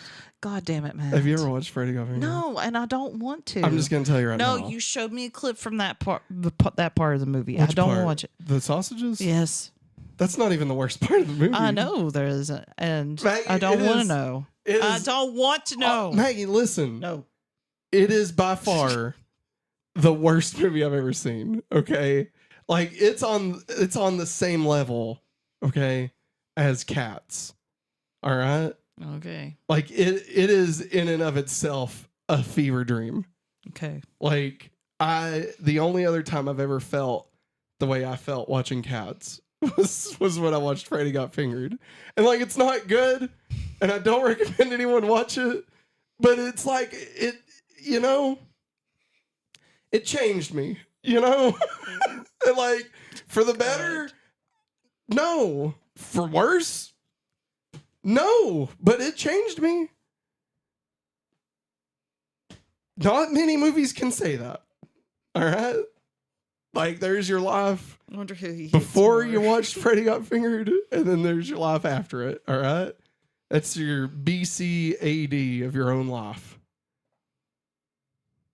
Oh my For god! sure. Oh god! Did y'all hear Michael Bay is making a Skibidi toilet cinematic Yes. universe? I did hear that. Oh, I that sounds can't- awful. I can't even imagine anyone more well suited To do it to make a movie about a fucking toilet than Michael with Bay. a man's head inside of it. We did see a Skibidi toilet RC car. Yeah, But yeah, like it's a toilet, yeah, and the head moves wherever you move it around. but the toilet also moves. Yes. Like you can drive it around. Yeah, he's like, let's buy it so we can scare Viv. Yeah, Viv is scared. Viv hates She it. hates it. She I hates still it. need to 3D print that for her. All right. All right, You let's- ready? Yes, I'm so ready. All right. Let's watch this trailer. Where's the audio? Okay, huh. Hang on.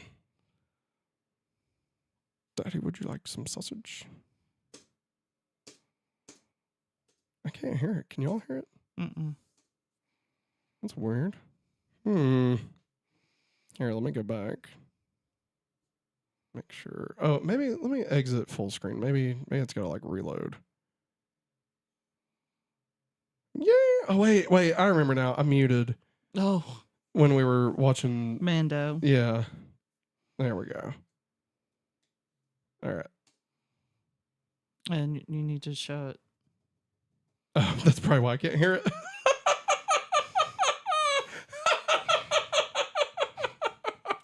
We can't To see you, it. Forky, to Karen Beverly, to be your beloved Karen bride. Beverly. I now pronounce you husband and knife. Aww. Who poisoned the maid of honor?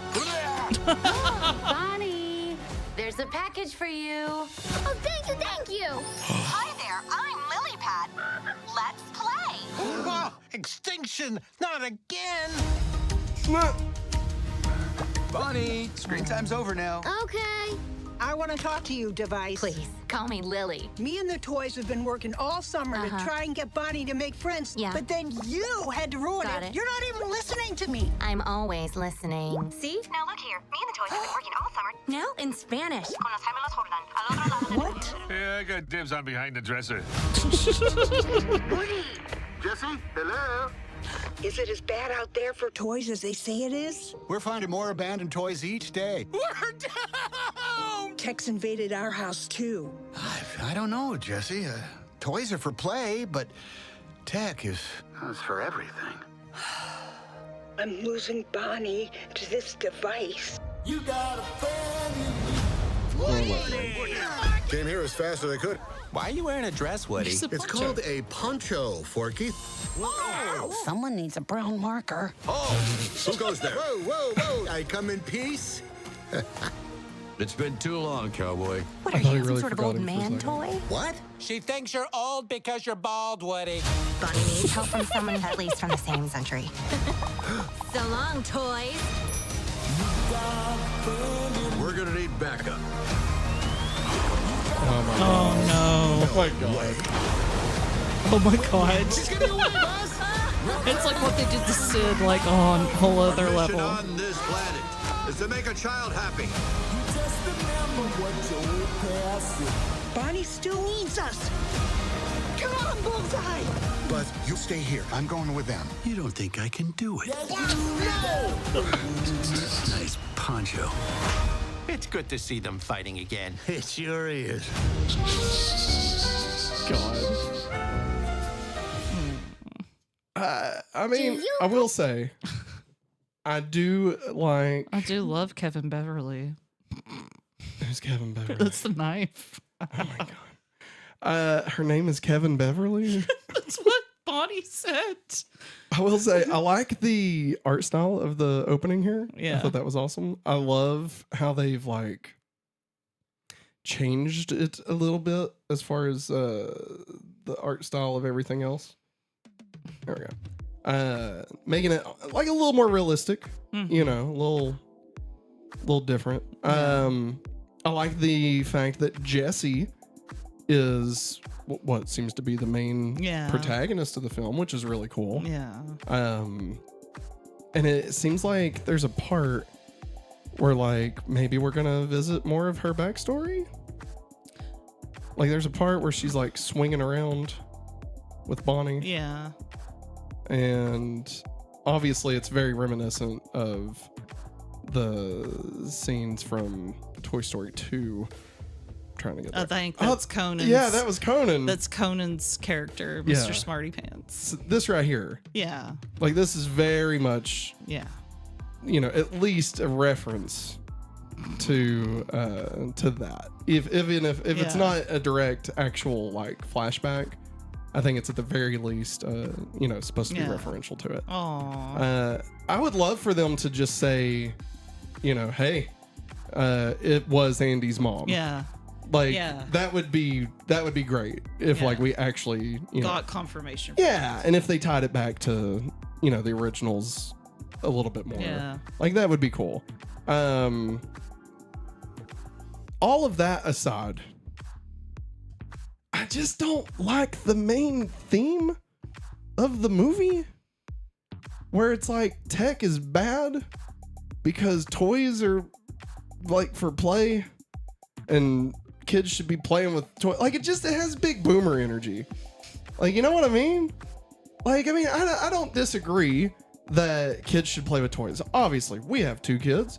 Our kids play with toys. Yes. Our kids also play with technology and have a blast with it and like learn shit, you know?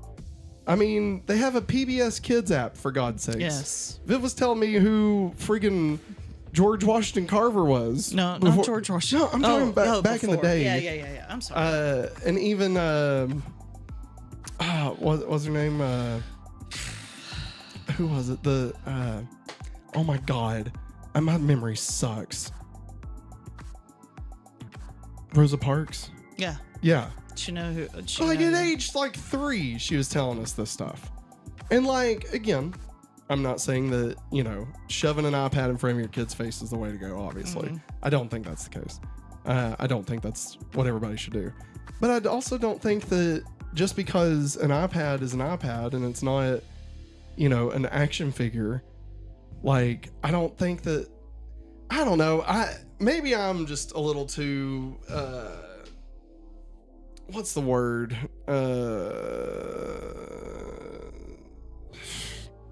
Jaded, cynical, you know, old. But like, should we really? Here's the thing. I mean, I don't think it's about being old. I think it's. I was joking. No, I know what I'm getting at though, is that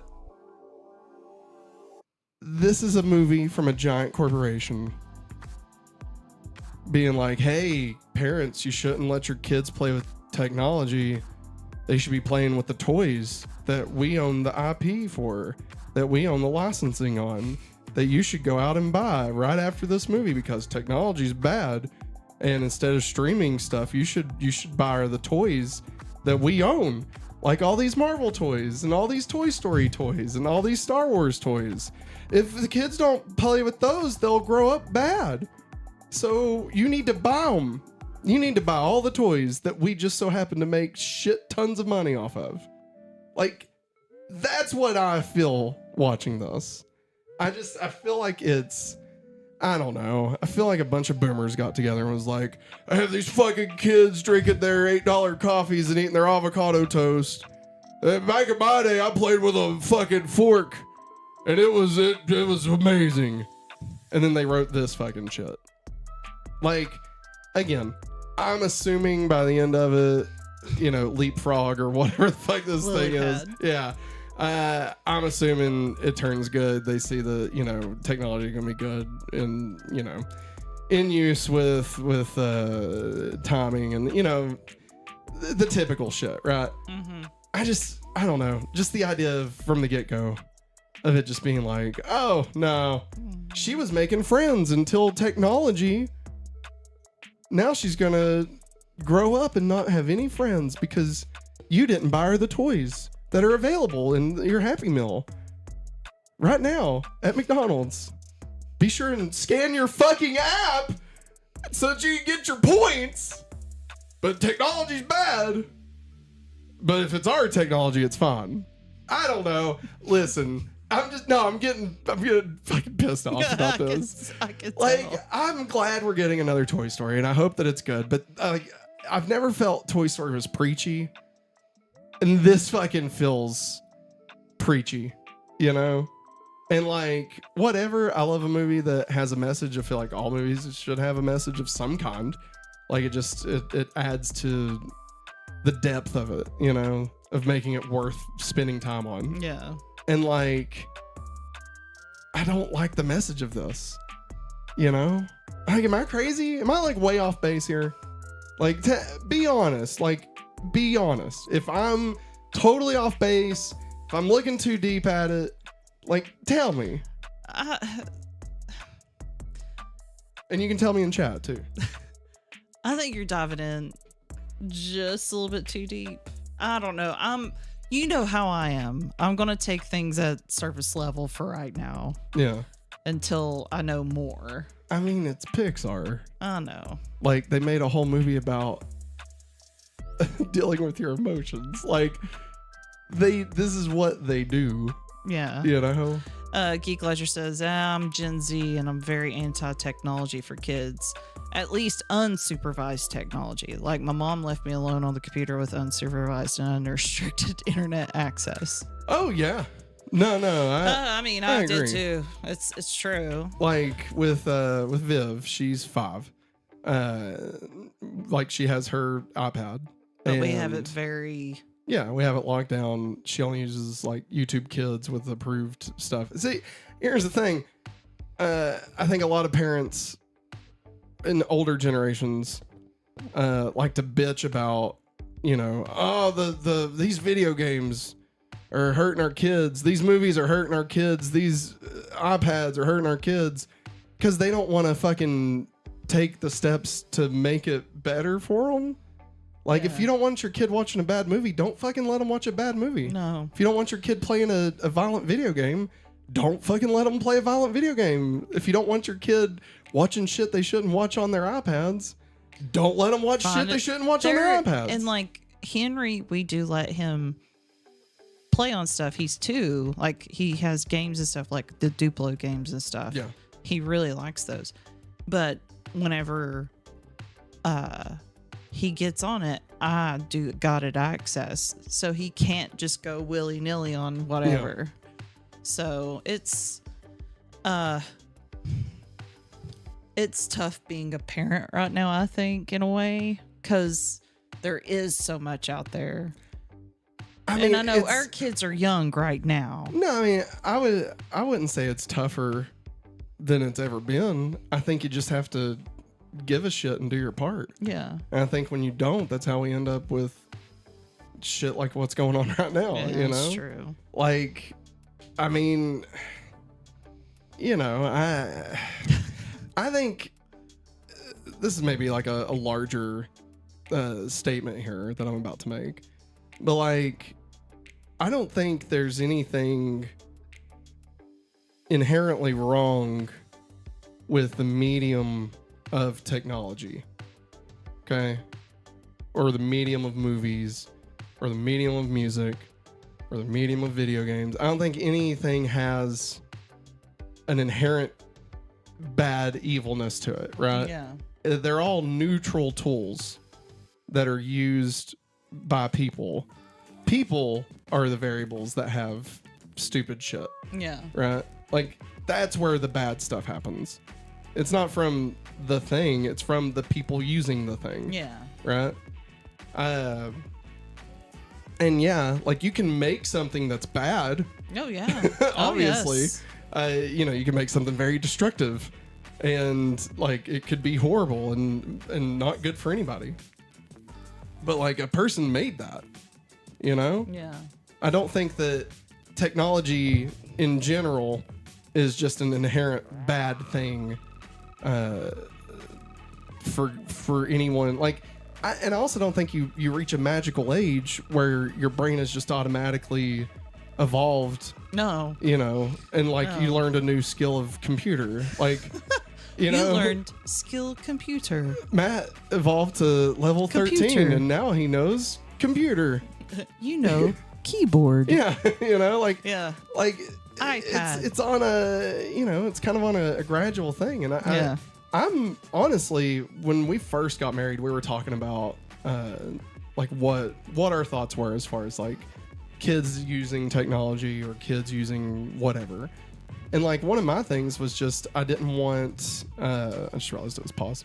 I don't want our kids to get left behind out of a fear. Yeah. But I also don't want to just leave them completely unattended. Yeah. Like I want them to use technology with us being involved in it. Yeah. And I want there to be like time to use it. Yeah. Right? Like it's not like they wake up, we shove an iPad in their face and that's all they do for the whole day. Like we go, we play, like there are times when we're like, hey, you can play your iPad. And she's like, no, I want to play with my LOL dolls. Yeah. Like, kids are going to do whatever's fun. Yeah. Whatever they find interesting and fun for them. And, like, it's just like food. I mean, it's honestly, it's the same idea as when you're feeding a kid. If all you feed your kid is garbage, then that's all they're going to get is garbage. Like, if you just give them garbage shit to play with, like, it's not... I don't know. I feel like technical skills are just as important as imagination. Oh, yeah. And I feel like imagination is super important.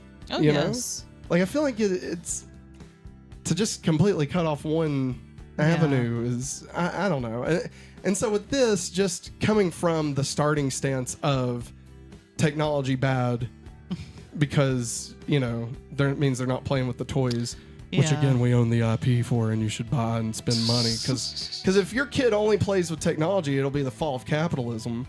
Like, Travis is making a good point. Do I need to scroll up? No. He says, I think part of the movie should and will likely explore is how the toys don't fully understand the human condition. They understand being played with, but not life. And then on down, he says, sure, the toys are aware of TVs and computers, but I'm not sure if they fully understand that that's how people communicate, work, and sometimes live. And maybe they have to learn that.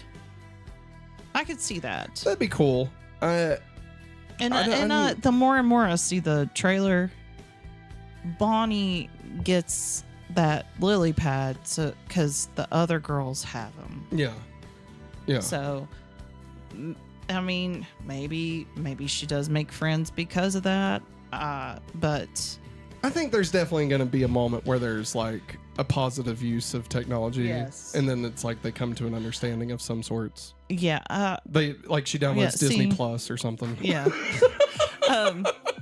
Woody. Hey, Johnny. Woody's gone bald. Now he's a hairless Woody. Yeah. Total commentary. Nailed it.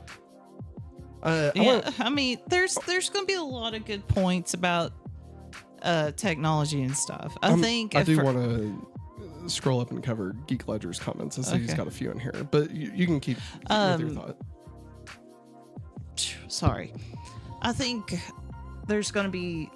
I think it's going to start at first very stereotypical. Yeah. Boomer, generic. Yeah. Like, you stay on that thing all the time. She looks like she's hypnotized. What's playing? Oh God, I don't know. What is this? I don't know. The Mummy. Oh, it's the Mummy. Oh, it's the Mummy trailer. But I think it's going to start out like that. And Geek Ledger says before Travis's comment that it's going to somehow turn into technology being positively used. Yeah. So, which I hope it's not in the case of they can't find Bonnie and they use the tracker. Yeah, like I don't want no lost kid situation like that. That I don't know. I also feel like this right here, this Yeah. frame says a lot. I mean, like you've got. Let me grab the right mouse here. Got two mouse.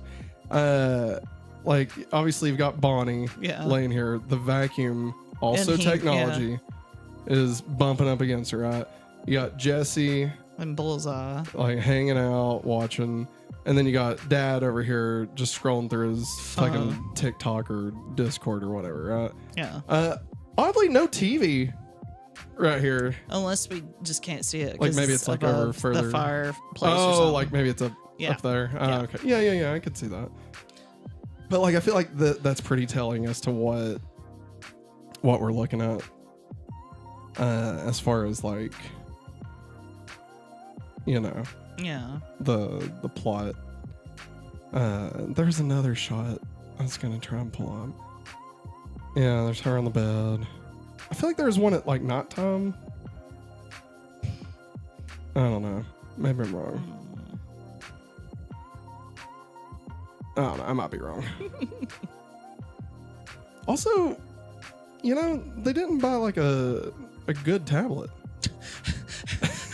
It talks. I mean, listen, you give your kid a Fire tablet, like, I'm just saying, you know, don't be surprised when 8 boxes of oatmeal show up. I don't know. I can't wait for Conan. Yes. I thought there was going to be another. That's a farm. They're on a farm at some point. Because there's a pig. Yeah. Okay, anyway. Yes. I'm going to read Geek Ledgers here. If I can grab the right mouse. All right.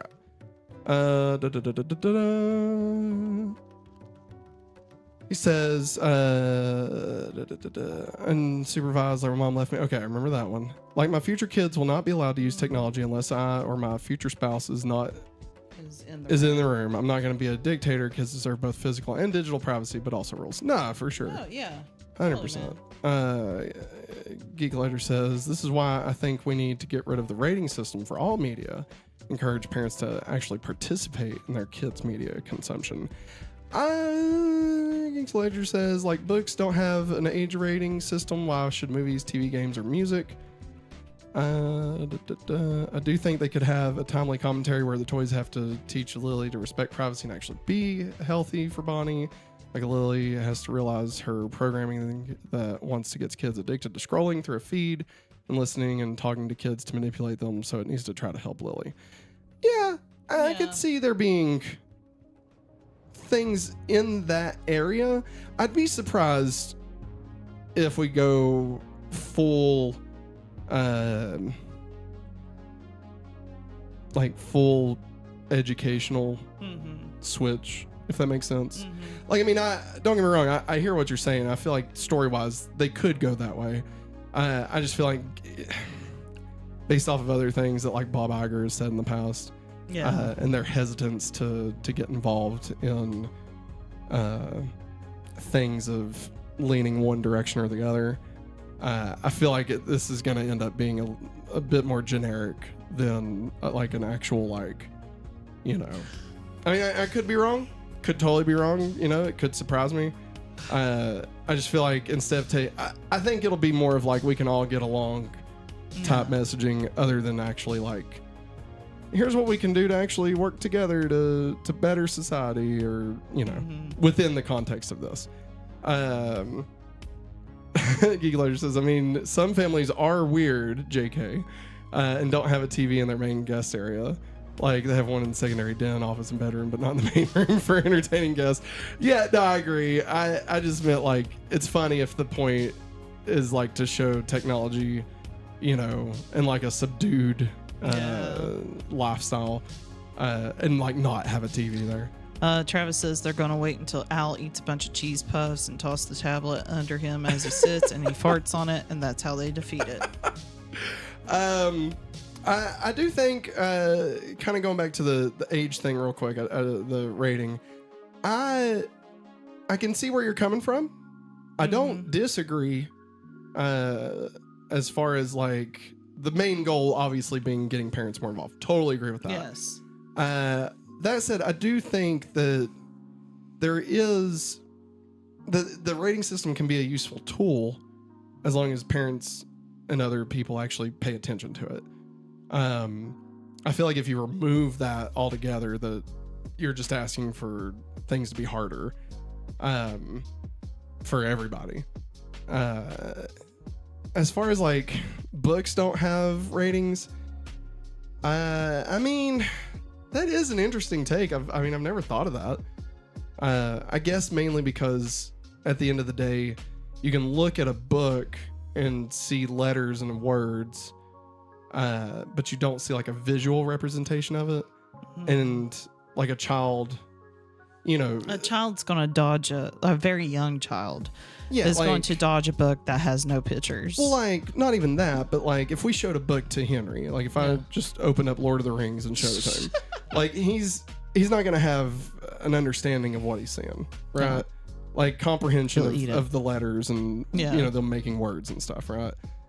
Even up to a certain age, you know, Viv just started reading this year, well, last year, this school year, and like, but like with a video game, you know, you can see it, you know, like if Henry was to see us playing like Grand Theft Auto or something, which we don't play, or you know, God of War, let's say God of War, where there's just a lot of, you know, blood and shit, right? Yeah. Like he still may not be able to like comprehend exactly what blood coming out of somebody means, but like it is a visual, visceral thing that could, you know, mess with him, right?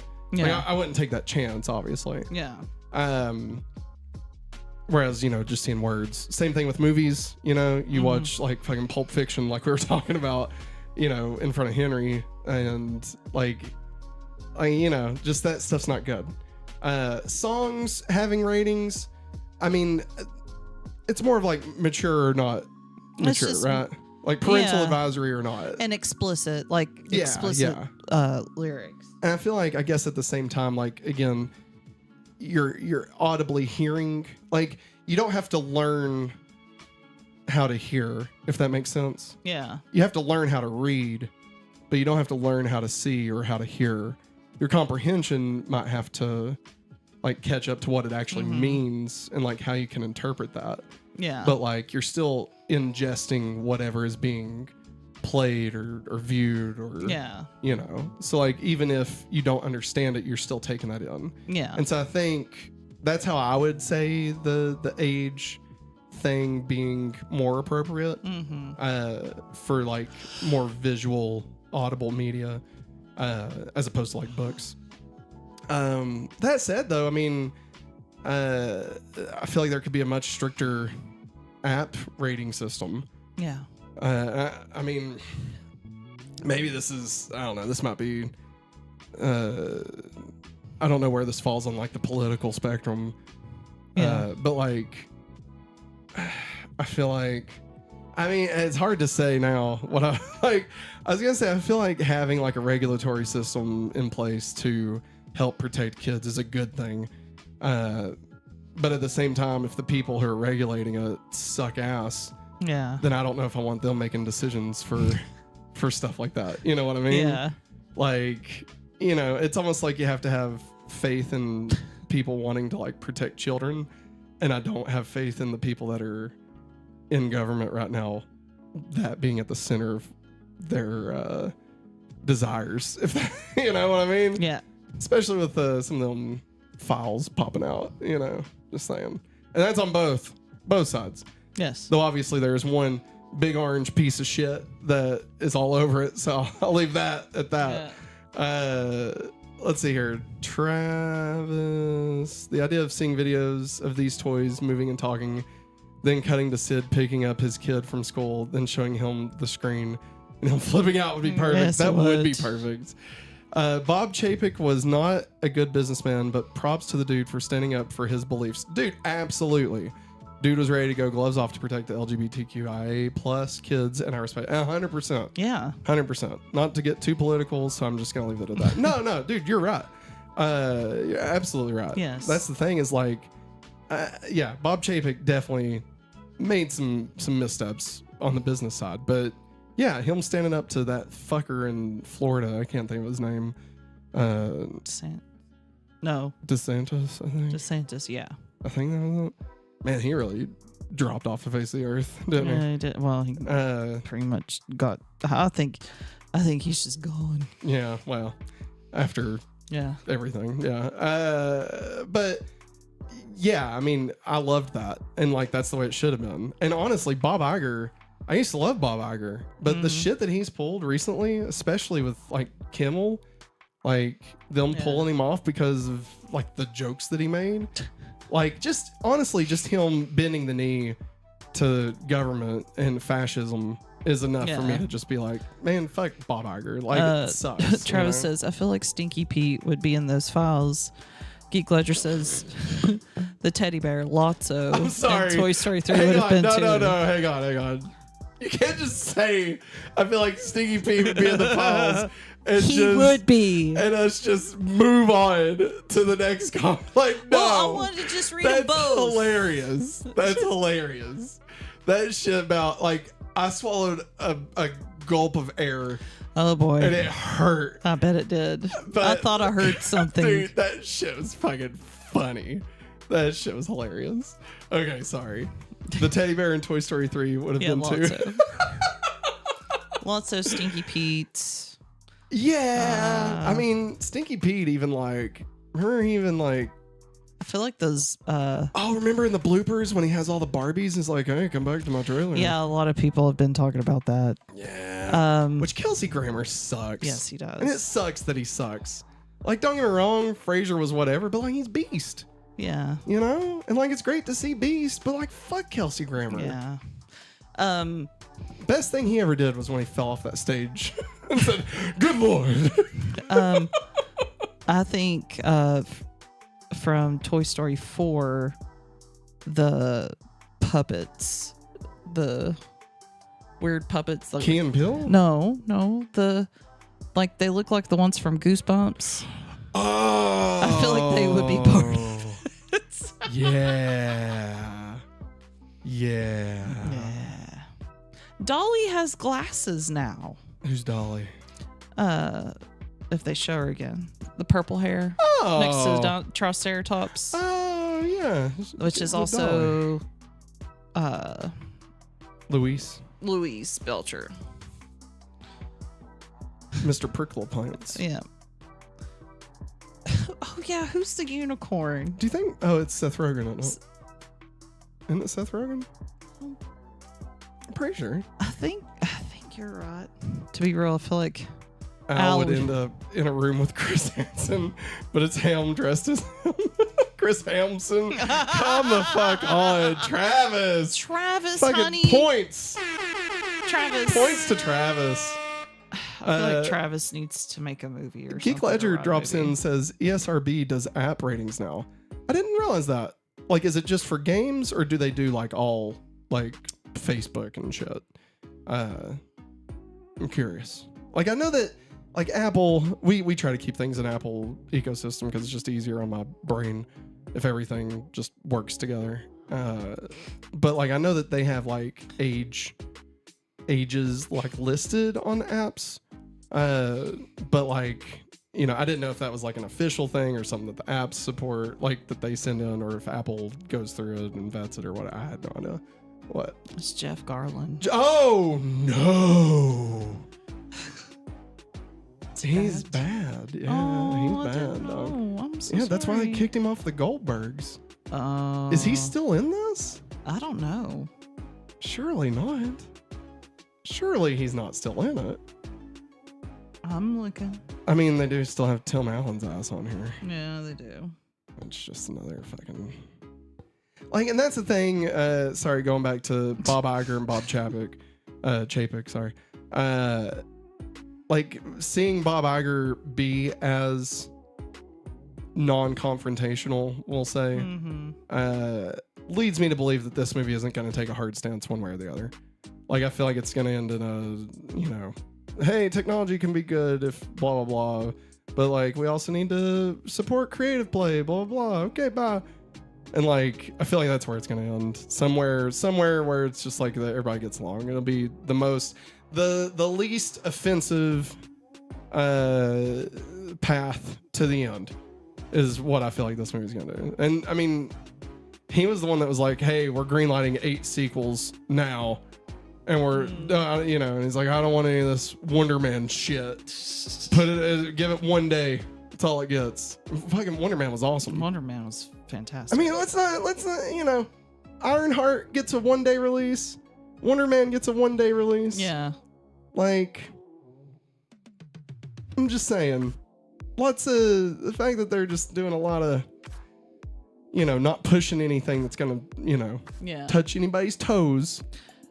She's the tablet, Greta Lee. Greta Lee. What else is she on? She looks so familiar. Geek Loader says it's such a cognitive dissonance for me to see Tim Cook give you know who a giant metal plaque made from iPhone metal, and I'm like, dude, don't placate the dude who wants to take away your marriage. For real, man. Like, honestly, for real. Maybe I'm gonna take off that. Because, like, This is getting me going. Dude, you're fine. Because we're not talking buddy. about Toy Story anymore, so I'm going to take it off. Oh, sorry. Sorry. Greta Lee was in Tron Ares. Yeah. And Past Lives. Oh, yeah. That was great. I love that. Yeah. Anna Faris is supposed to be in Toy Story 5, but it doesn't list who she is. I'm going to try to deep dive into it a little bit more. Yeah, no, I mean, obviously, all these fuckheads, you know, placating the fucking piece of shit. It's enough to make you want to fucking barf. And, like, it's so obvious. And it's so stupid. Like, it just shows how stupid he is, you know, like that he would see these obvious ploys at favoritism and be, you know, joyous about it. Like, he's such a simple fuck, you know. And, like, it would almost be sad if he wasn't actively destroying the fabric of the universe, you know, like if he wasn't actively ruining millions of people's lives on a fucking minute by minute basis every fucking day. Sorry, go for it. I'm sorry. The knife, Karen Beverly. My bad, I said Kevin Beverly. It's Karen Beverly. It's Melissa Villaseñor from SNL. Melissa Villaseñor. Yeah. She's the Knives voice. Isn't she in Scrubs? The new Scrubs, isn't she gonna be on it? I think she is. Yeah. Craig Robinson's gonna be something called Atlas. I bet it's a book. And probably with Conan. I see those two are together. Okay. Yeah, Smarty Pants. Yeah. Combat Carl. Hell back. Yeah. Ernie Hudson. Are we gonna get Duke Kaboom? Think he's gonna show up? They have him listed. I love Duke Kaboom. Let's see.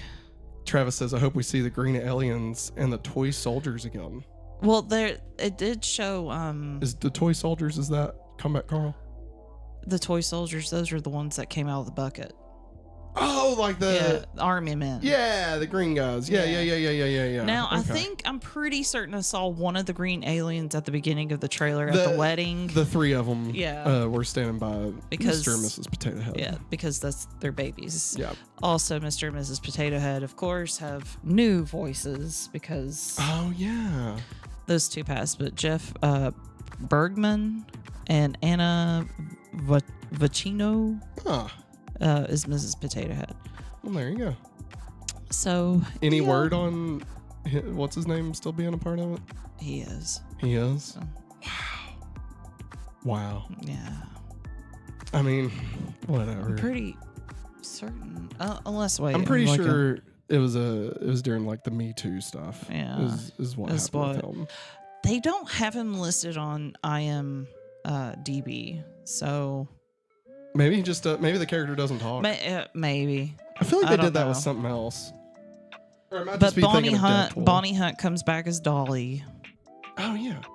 Kristen Schaal. I can't say her last name right. Yeah. From Parks and Rec. Oh yeah. She's Trixie. Yeah. Yeah. And John Ratzenberger, of course, comes back as Ham. Sean's dad still playing Slinky Dog. Nice. Which obviously Ernest. Yeah, because they were really close. Yeah. And Jim Varney. There's going to be somebody called Dr. Nutcase. Who is it? Matt. Is it Pedro Pascal? No. It's somebody from The Bear. It's not Cuz. It's not. Is it The Facts? Is it one of the facts? Oh my god. Oh my god. That's great. Look at the picture of him. Oh my god. The Bear is fucking awesome. God. Oh man. Yeah. I think that's pretty much it. Everybody else is still the same. Like Wallace Shawn comes back as Rex, and Annie Potts comes back as Bo Peep. So Travis says we need an Ant-Man action figure voiced by Paul Rudd, of course, who's able to shrink down. Then we get the Bugs Life ants to help the characters out. That would be epic. Hey, I would watch it. Geek Ledger, we enjoyed it too. Geek Ledger in chat says, another hot take, I enjoyed Tron Ares, even Leto's performance, which I felt was at least decent for the type of character he's playing. Tron Ares made Heath Ledger watchable for me. Heath Ledger? I'm sorry, not Heath Ledger. Jared Leto. Jared Leto, sorry. I was thinking of the better Joker. Sorry. Jared Leto watchable for me, which is a lot. It does. It's a lot. And for me too. Because I do not like him.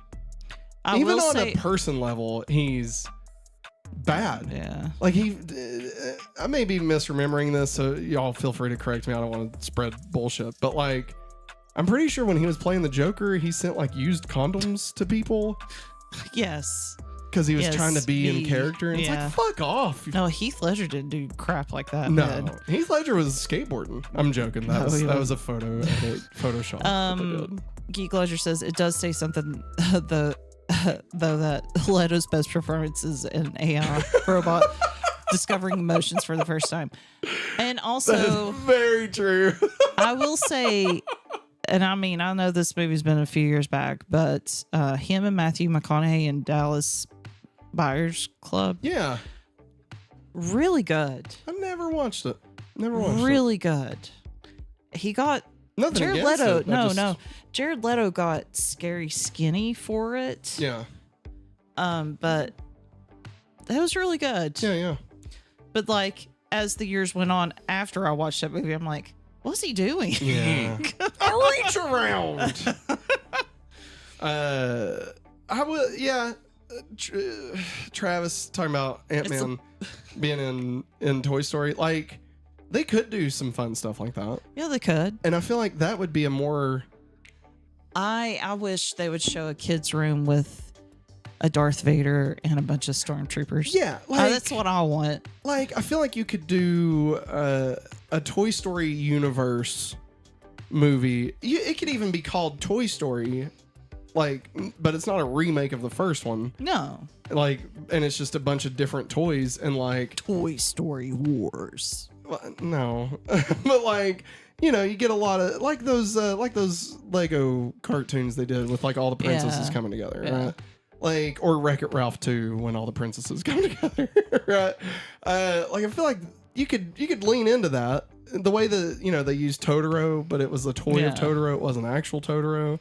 Like, I feel like you could do that and, like, that would be an interesting, albeit IP pandering, way to progress the movies without necessarily falling back on, like you lose Woody and Buzz, but you can kind of supplement the audience's connection to those IP with, Darth Vader and Iron Man or whatever, and Elsa. Yeah. But it's all toy versions of them, and I feel like that could be fun without having to be just, going back to the same well of Woody and Buzz. Yeah.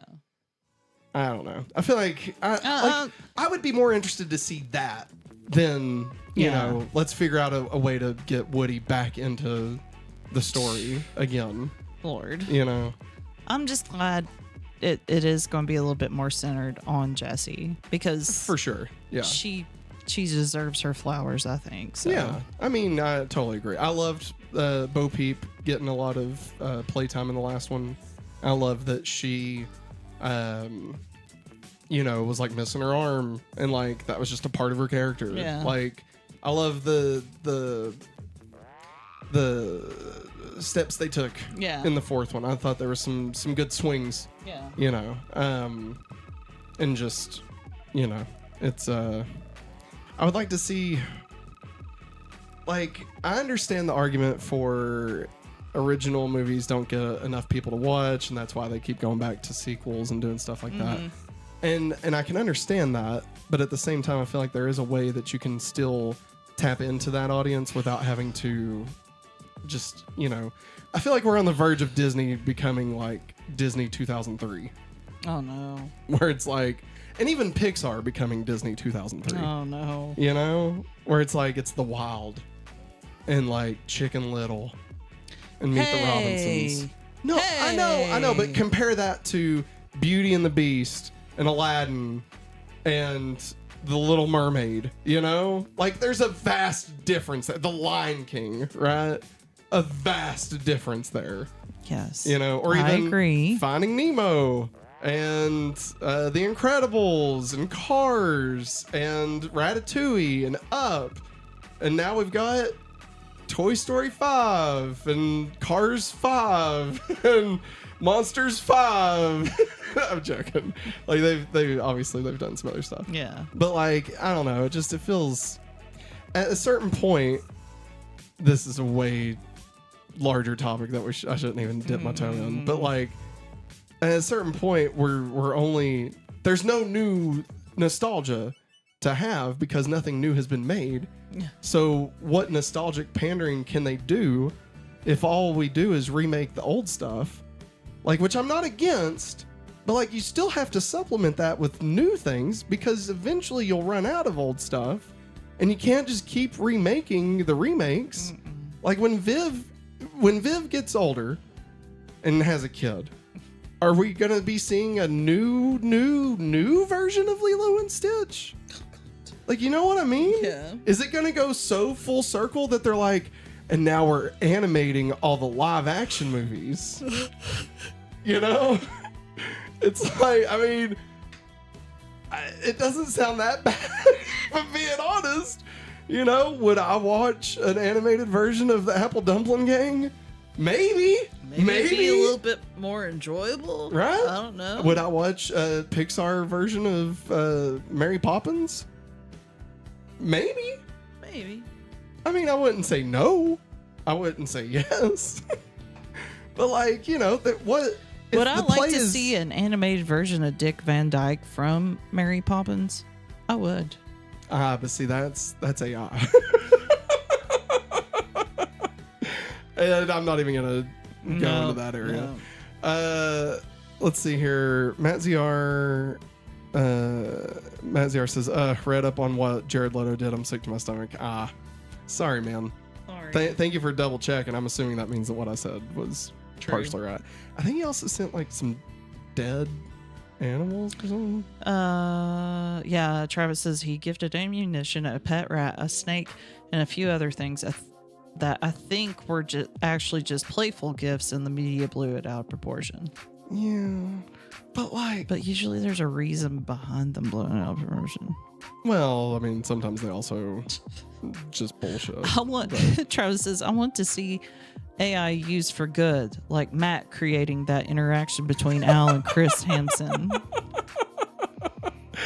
All right, hot take to end us out. Yeah. Unless this throws a bomb into the chat and like it starts popping off. I'll be honest, if it throws a bomb into chat, I can't hang much longer. This is finally I'm gonna say, because I feel like it kind of plays into everything about this discussion we've had.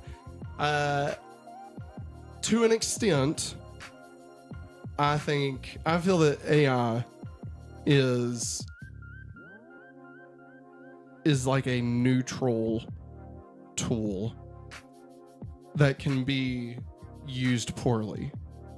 Yes. And can be used to great effect. Yes.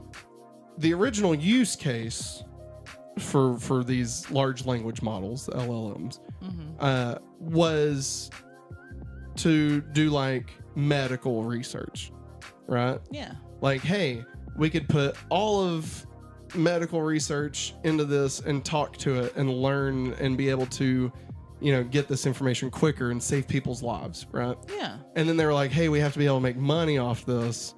What if you could make Minions memes?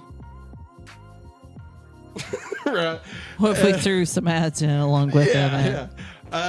And so like, I think when, like, don't get me wrong, there's a lot. It is a big old prickly pants thing with AI, right? Like there's a lot that can be bad, and I'm not trying to say that there's not, but I do think that it's a tool to an extent, and that I think it's gonna be. I mean, to an extent, it's not going anywhere, and like it's kind of evolving technology in the same way that the internet evolved computers. I feel like AI is evolving how we just the way we interact with technology. Yes. In the way that we can just speak clearly and understand what we're talking about. Not necessarily like, I don't think from a creative standpoint, AI is going to do what these businesses are betting on, right? Yeah. Like you may be able to type in Darth Vader and Iron Man fight and get like a 5-minute clip. Yeah. And like it might look cool for like a few. I mean, it might look cool for the whole time, but it's not. But it's never going to be entertaining enough. Like there's never going to be a depth to an AI fully created piece of media. Yeah. Right. Like it just can't be. Like if you want to use it to, like I could see it coming in handy for. Even like storyboarding sequences or something, right? Yeah. Or like, especially on like a more independent avenue, being able to, you can't afford to do huge CG effects because you're making a $30 movie like Clerks or something, right?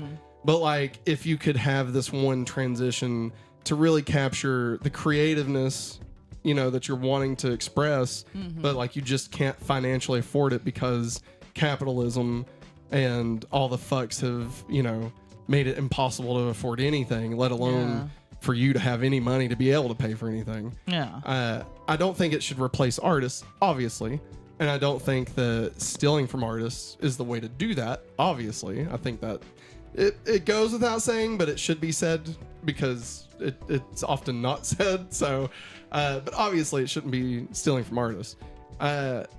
But I think, I look at it the same way that I look at Photoshop, of like, you're not going to fully create something in Photoshop out of nothing, right? And you have to have some sort of creative essence in you to be able to shape it into being something of value, right? And I mean of inherent value. I don't mean like monetary value.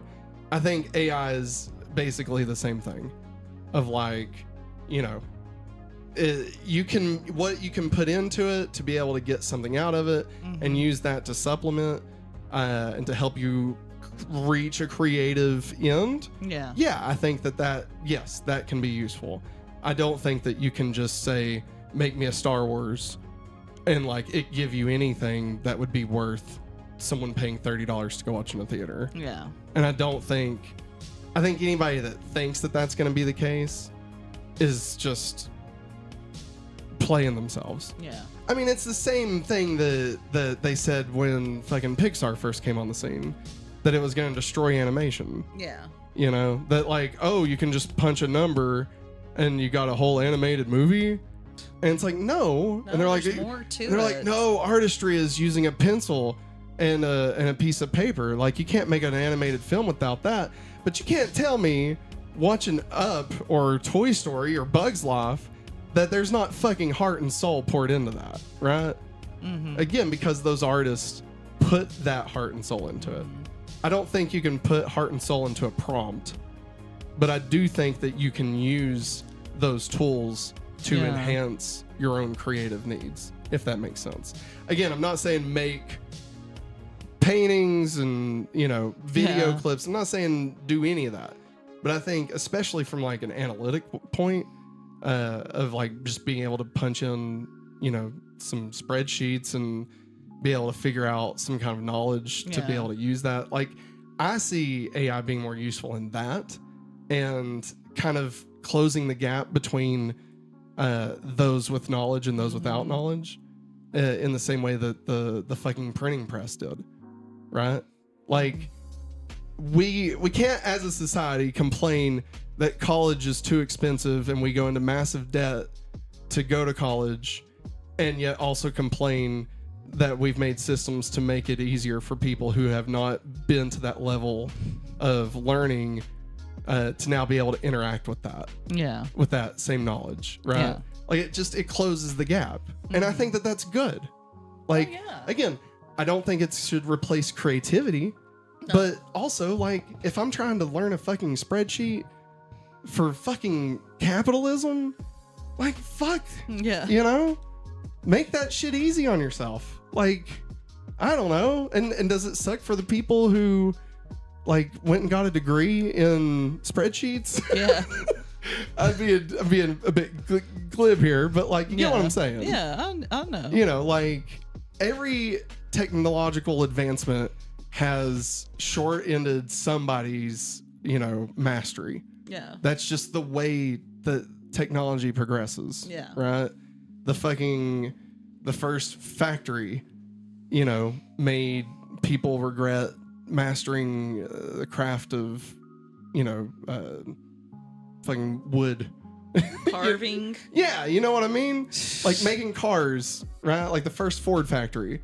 How many people had mastered some other, you know, horses or something? Yeah. That was then, you know, immediately. They're like, damn it, I miss the horses. Yeah, but you know what I mean? Like, it kind of put them, you know. And then, like, what about the people that mastered the internet? And it put all the people who, you know, did newspapers out. Like, you know what I mean? Mm-hmm. Because it closed that gap of what had to exist, you know, for the elites to be able to use things, and it brought it to the masses. Just like fucking YouTube. You know, YouTube has brought the ability to go live, to share thoughts, to create and share that with with everyone in the world, you know, for free, and it closed that gap. And like, yeah, the people that work at NBC can be pissed about it, but at the end of the day, it's to me it's a positive that more people can do that. Now, obviously, that opened up a lot of cans of worms with, you know, fucking horribleness being put online. Mm-hmm. But like, that's the thing is, like, I would never say YouTube is an inherently evil machine, but depending on how you use it, you know, if you use it to spread propaganda and fascist ideologies, like, yeah, that's bad. You know, really bad. You shouldn't use it for that. And like, we as people need to reject that and not allow people to do that shit. And like, you know, I know it's complicated, I know it's hard, but like, I feel like to just completely push AI off the map and be like evil is just, it's kind of, in my opinion, it's just kind of nonsensical. Yeah. You know, it'd be like pushing the computer off in 1980 and be like, no, we only use typewriters. this shit. If I can't throw the whole page away and retype it, I'll never learn how to do it right. It's like how they kept on wherever they invented the typewriter. Yeah. The letters were in alphabetical order. Yeah. And they were going too fast. The secretaries were too fast. Yeah. So they changed it to QWERTY. Yeah. Because that fucking Lucy's freaking out. Because that guy's name was QWERTY. Yeah. Yeah, something like that. Let's see here. Oh, there's quite a few comments. Let me grab my mouse here and scroll up a little bit. Jared Leto. Regarding that insert in Malcolm's monologues to Hammond. I wish Disney would be more willing to swap IP amongst their studios, Geek Ledger says. A live-action Anastasia remake by Walt Disney Studios. So many possibilities to breathe new life with new storytellers and studios. Yeah, I'd agree with that.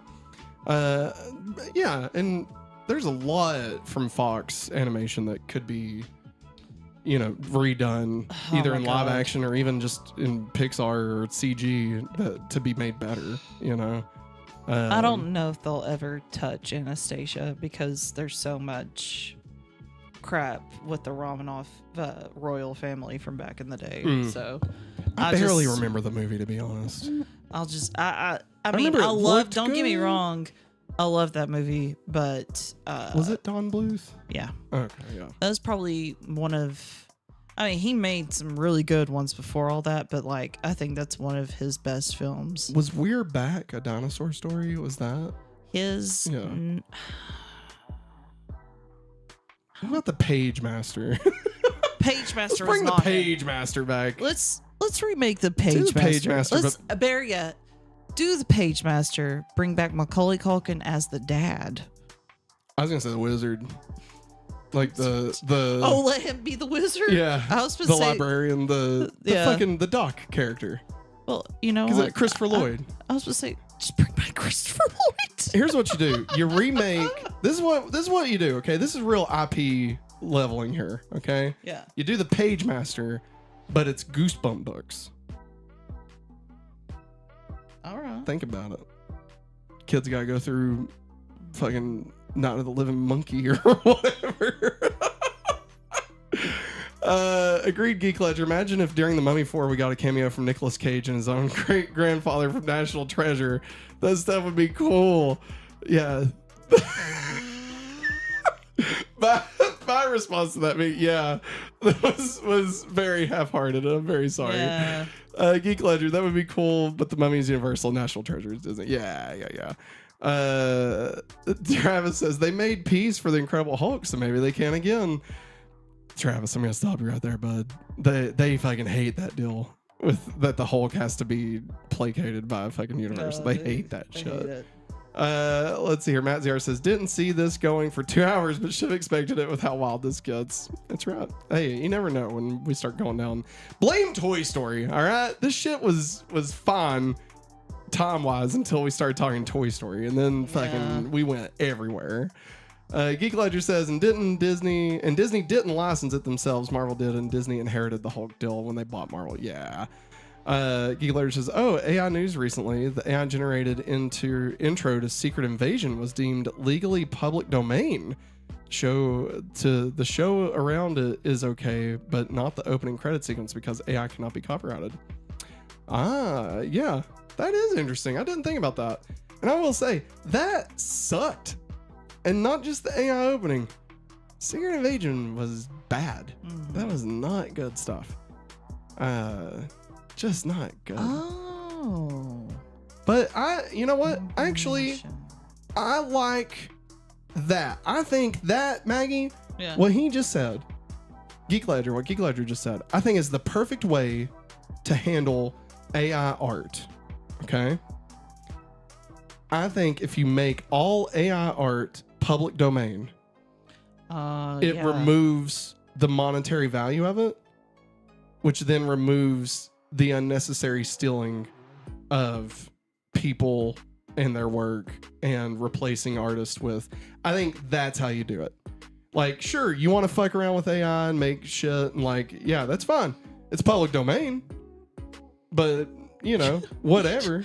You do Page Master, but it's the Bible. Is this how they get me to watch a Bible movie again? Oh my god. Apparently, We're Back, a Dinosaur Story was by Amblin. That's considered Spielberg's one of his worst. So, but what's the studio?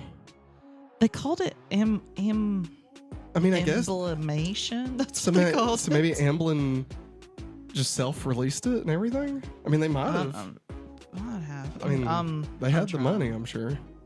Which at some point didn't Amblin become DreamWorks? Yes. But then DreamWorks got sold off to, I think, Universal.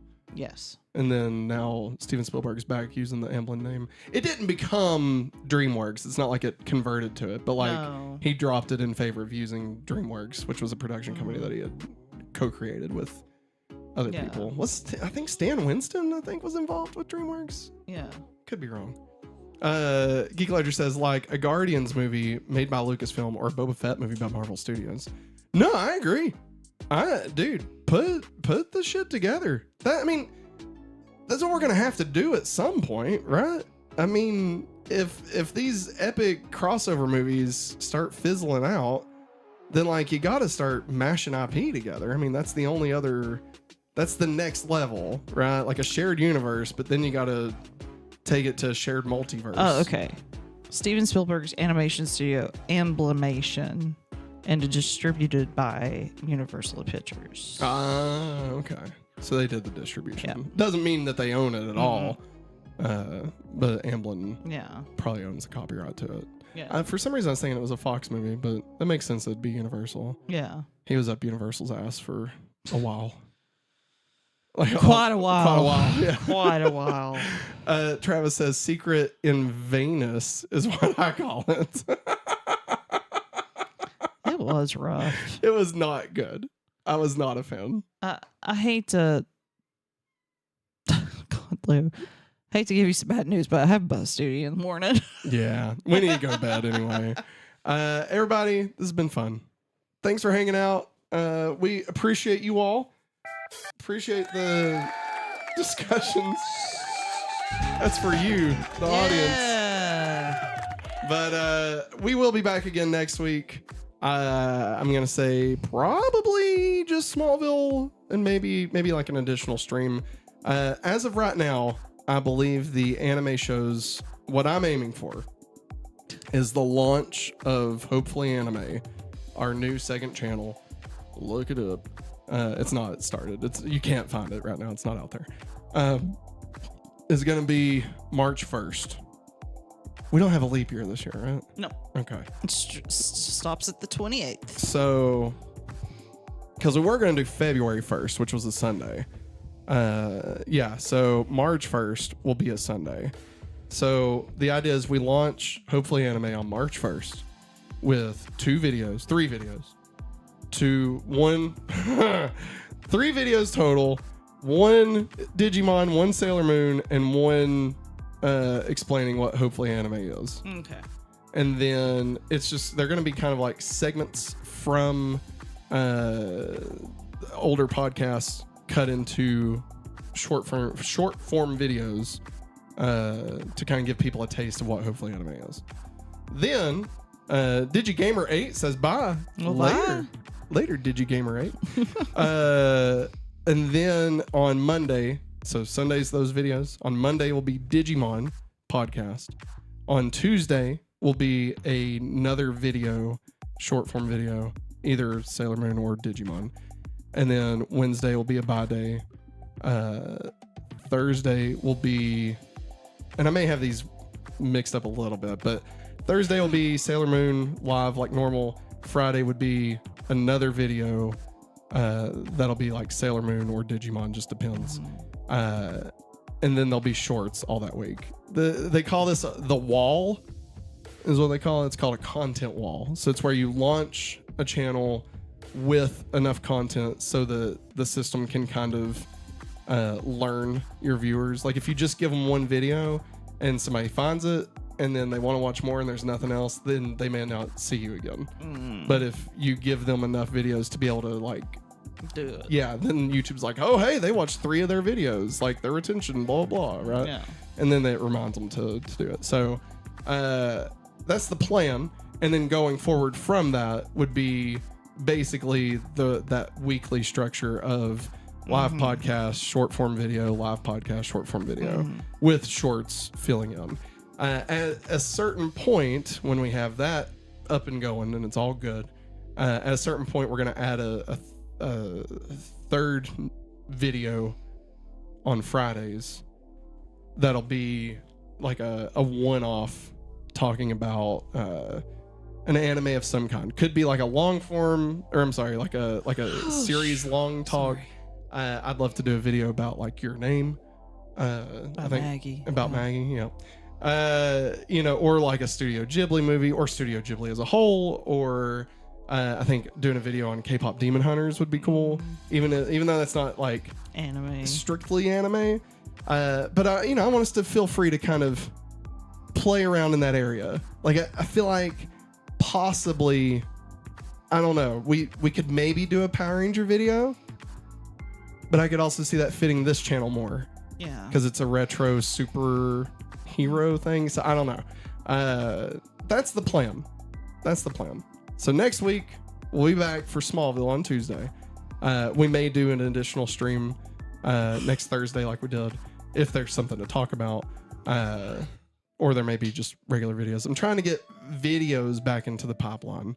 Bobs, it's okay. Because YouTube doesn't like using just live streams as content. So I'm trying to get, you know, videos going. So that's it, everybody. Thanks for hanging out with us.